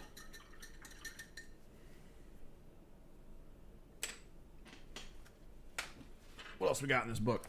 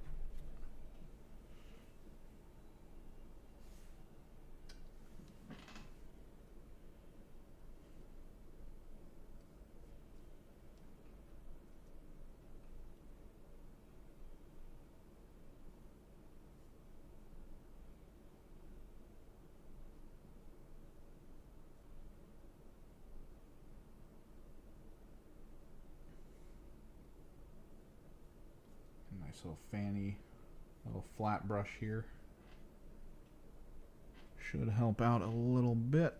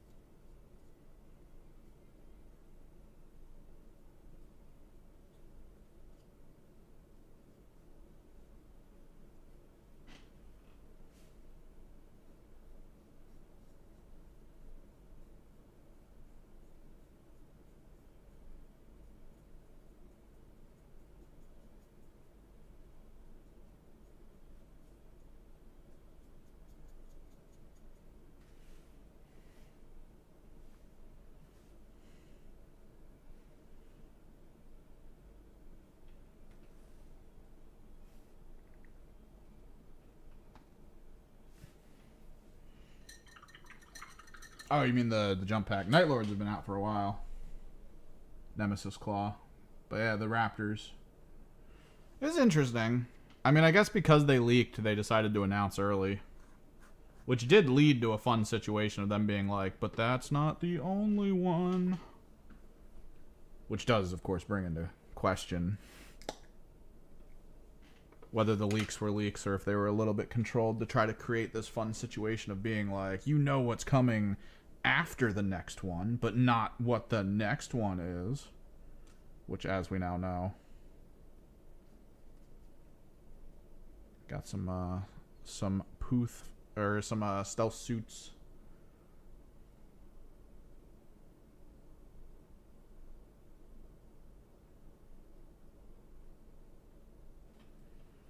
Super happy fun time.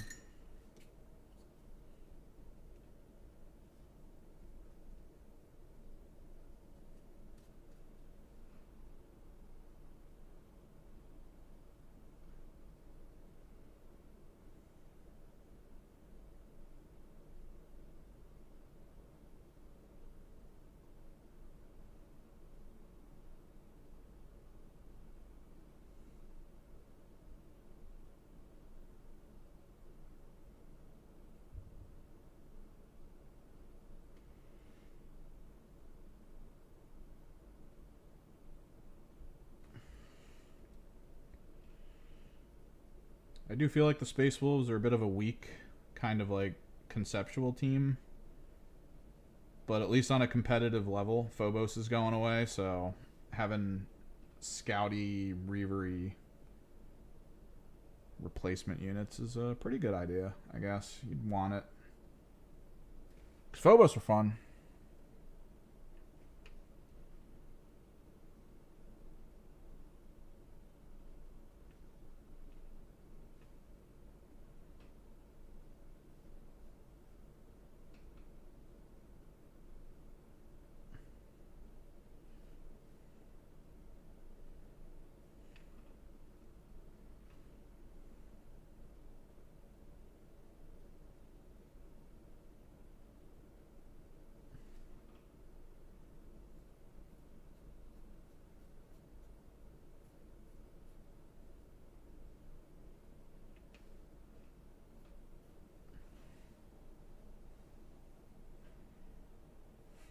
No, yeah, that's a little concerning because elites, people, well, new players still consider elites to be like super oppressive. And I always love the idea of like smaller teams, like slightly more horde teams, having access to like a leader unit, kind of like the higher tech. Higher tech's a little like they're kind of elite. They're not elite though. The AP prevents them from being really elite.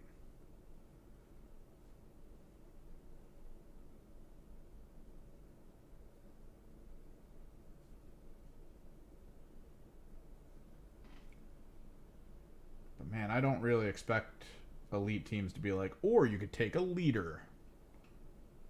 But as many have pointed out, usually this is the case when a box isn't selling well. They try to pack it in with something else and give intrigue.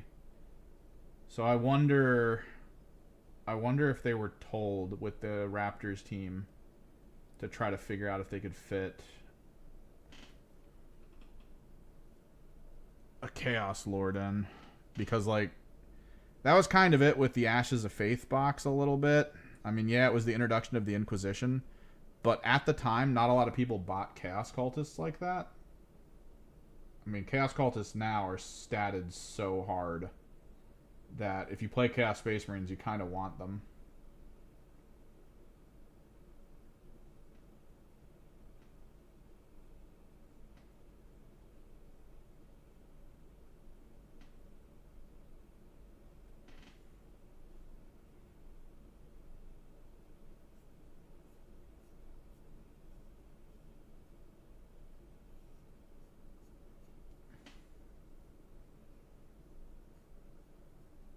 But the value that came out of the Ashes of Faith box for the models inside was incredible. Just the sheer quantity of stuff you would get. Because no one was buying it. For the Chaos side, at least. They had to clear their warehouses of that stuff.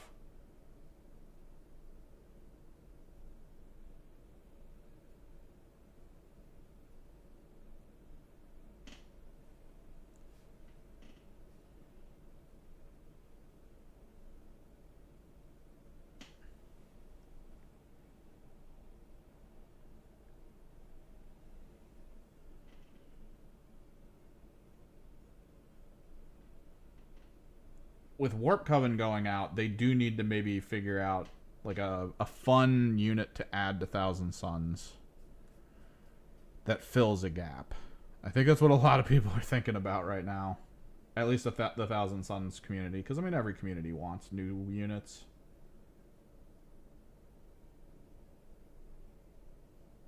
But with Thousand Suns, the scarcity of unit variants, like everything in Thousand Suns feels very samey.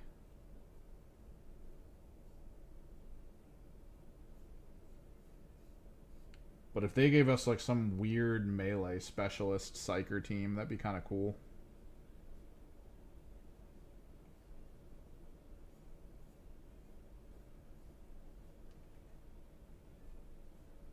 Give us a little flavor of close combat.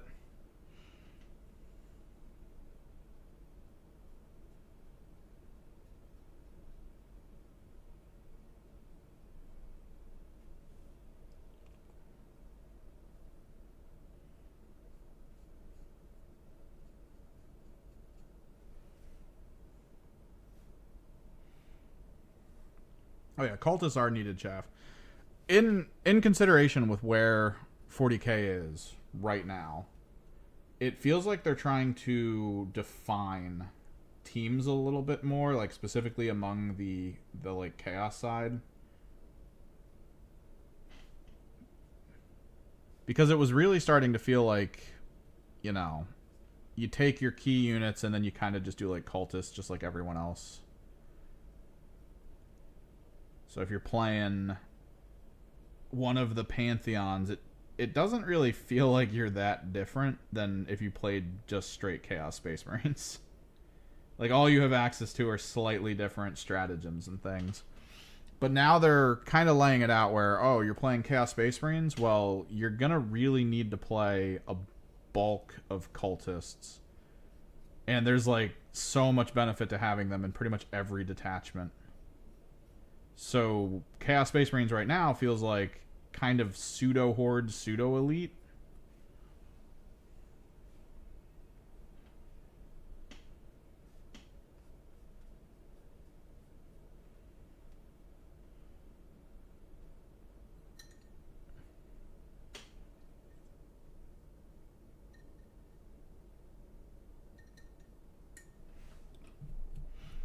Thousand Suns and even to a degree Death Guard feel a little bit more elite, but in two different directions.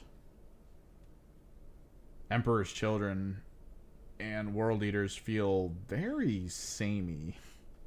I'm not gonna lie, a lot of the things I've seen between Emperor's Children, which is what I play, and what the other World Eaters players at the store do, like, they just feel kind of the same.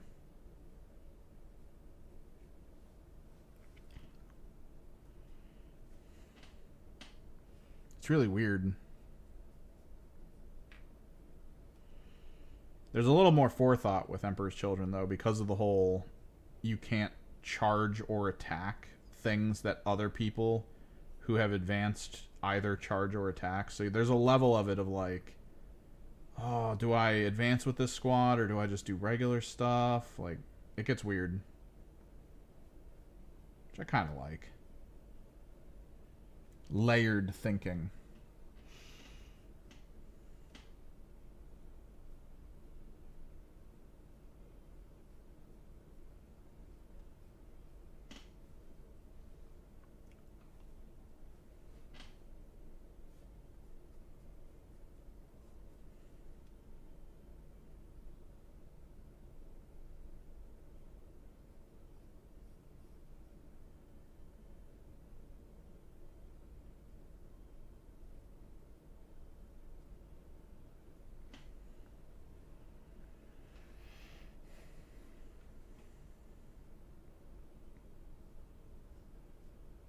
Yeah, the lack of models in Emperor's Children mostly hurts the detachments more than anything else. Coterie doesn't care about the limited models. Coterie just works.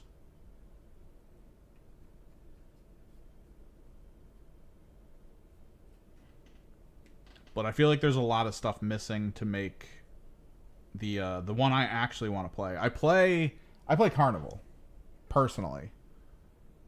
Carnival's kind of my jam.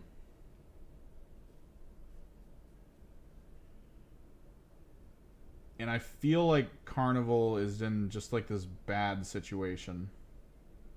Because there feels like there's something missing. Like it just, there's something missing. I want to play Mercurial, but I mean, if there's something missing in Carnival, there's like 30 things missing in Mercurial.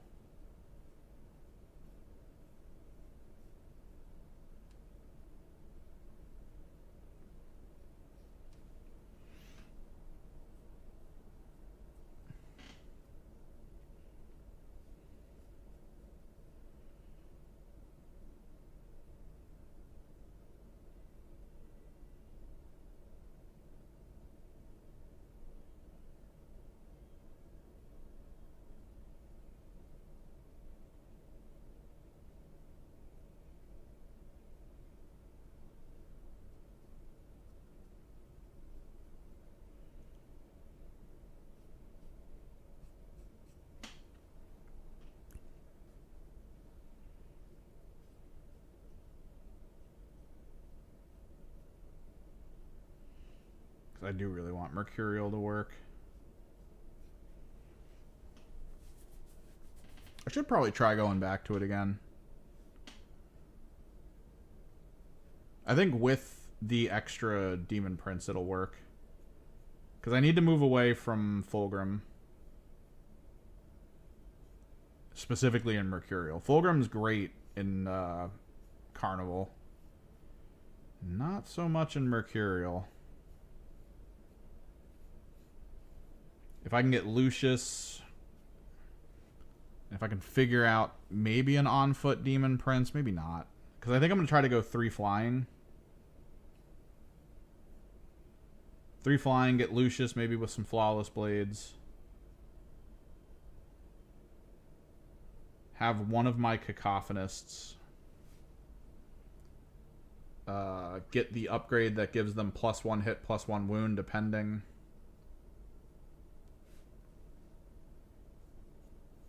Maybe throw them in a Land Raider. Maybe not, though. A lot of that army's about being on foot. Although, reactionary move. Can I reactionary move back into vehicles? I'm trying to remember what the ruling on that was. Because the terminology for getting into a vehicle was like, during a move. So if you have a reactionary move, maybe? I need to look into it again.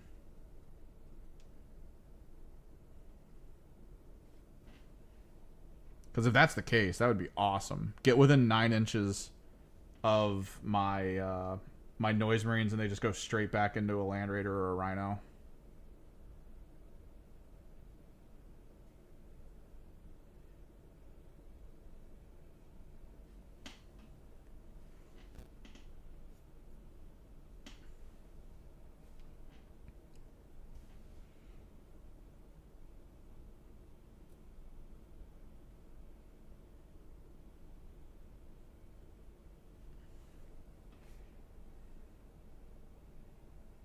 I think they're going to keep what they're doing where Psychic's intermixed into everything. Because it's not bad. Psychic Phase really brings people out of it. Bringing it back for the Thousand Suns in particular is like, okay, I guess. But even then, it's so limited that it doesn't take long.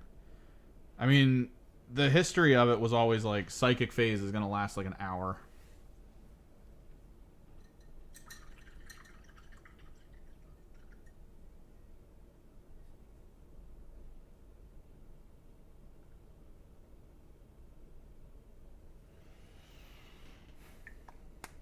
Whereas right now, Psychic Phase is spread out.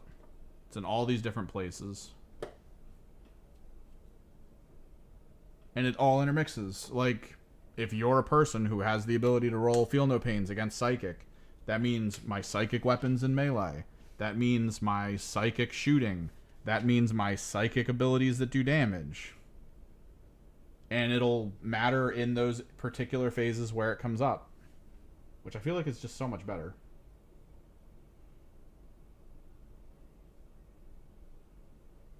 Because then you get armies like the Necron, who aren't psychic, but are psychic. And it just starts feeling weird.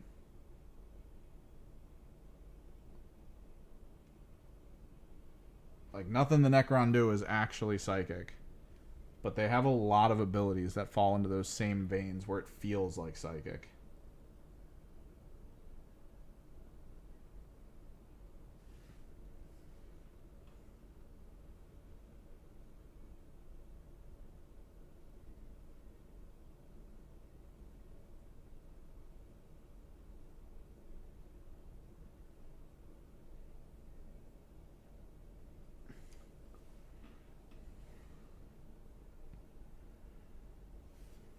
Is it 6? Probably gonna call it here. We did a little bit more than expected. We did the gold, which is awesome, and then we did the robes, which cool, and we did the hair. So like, that works out.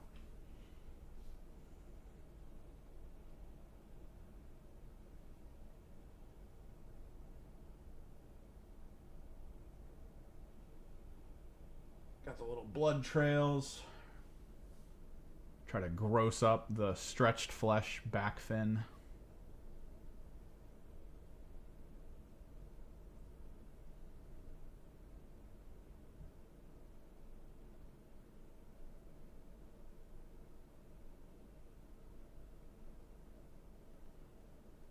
Super fun.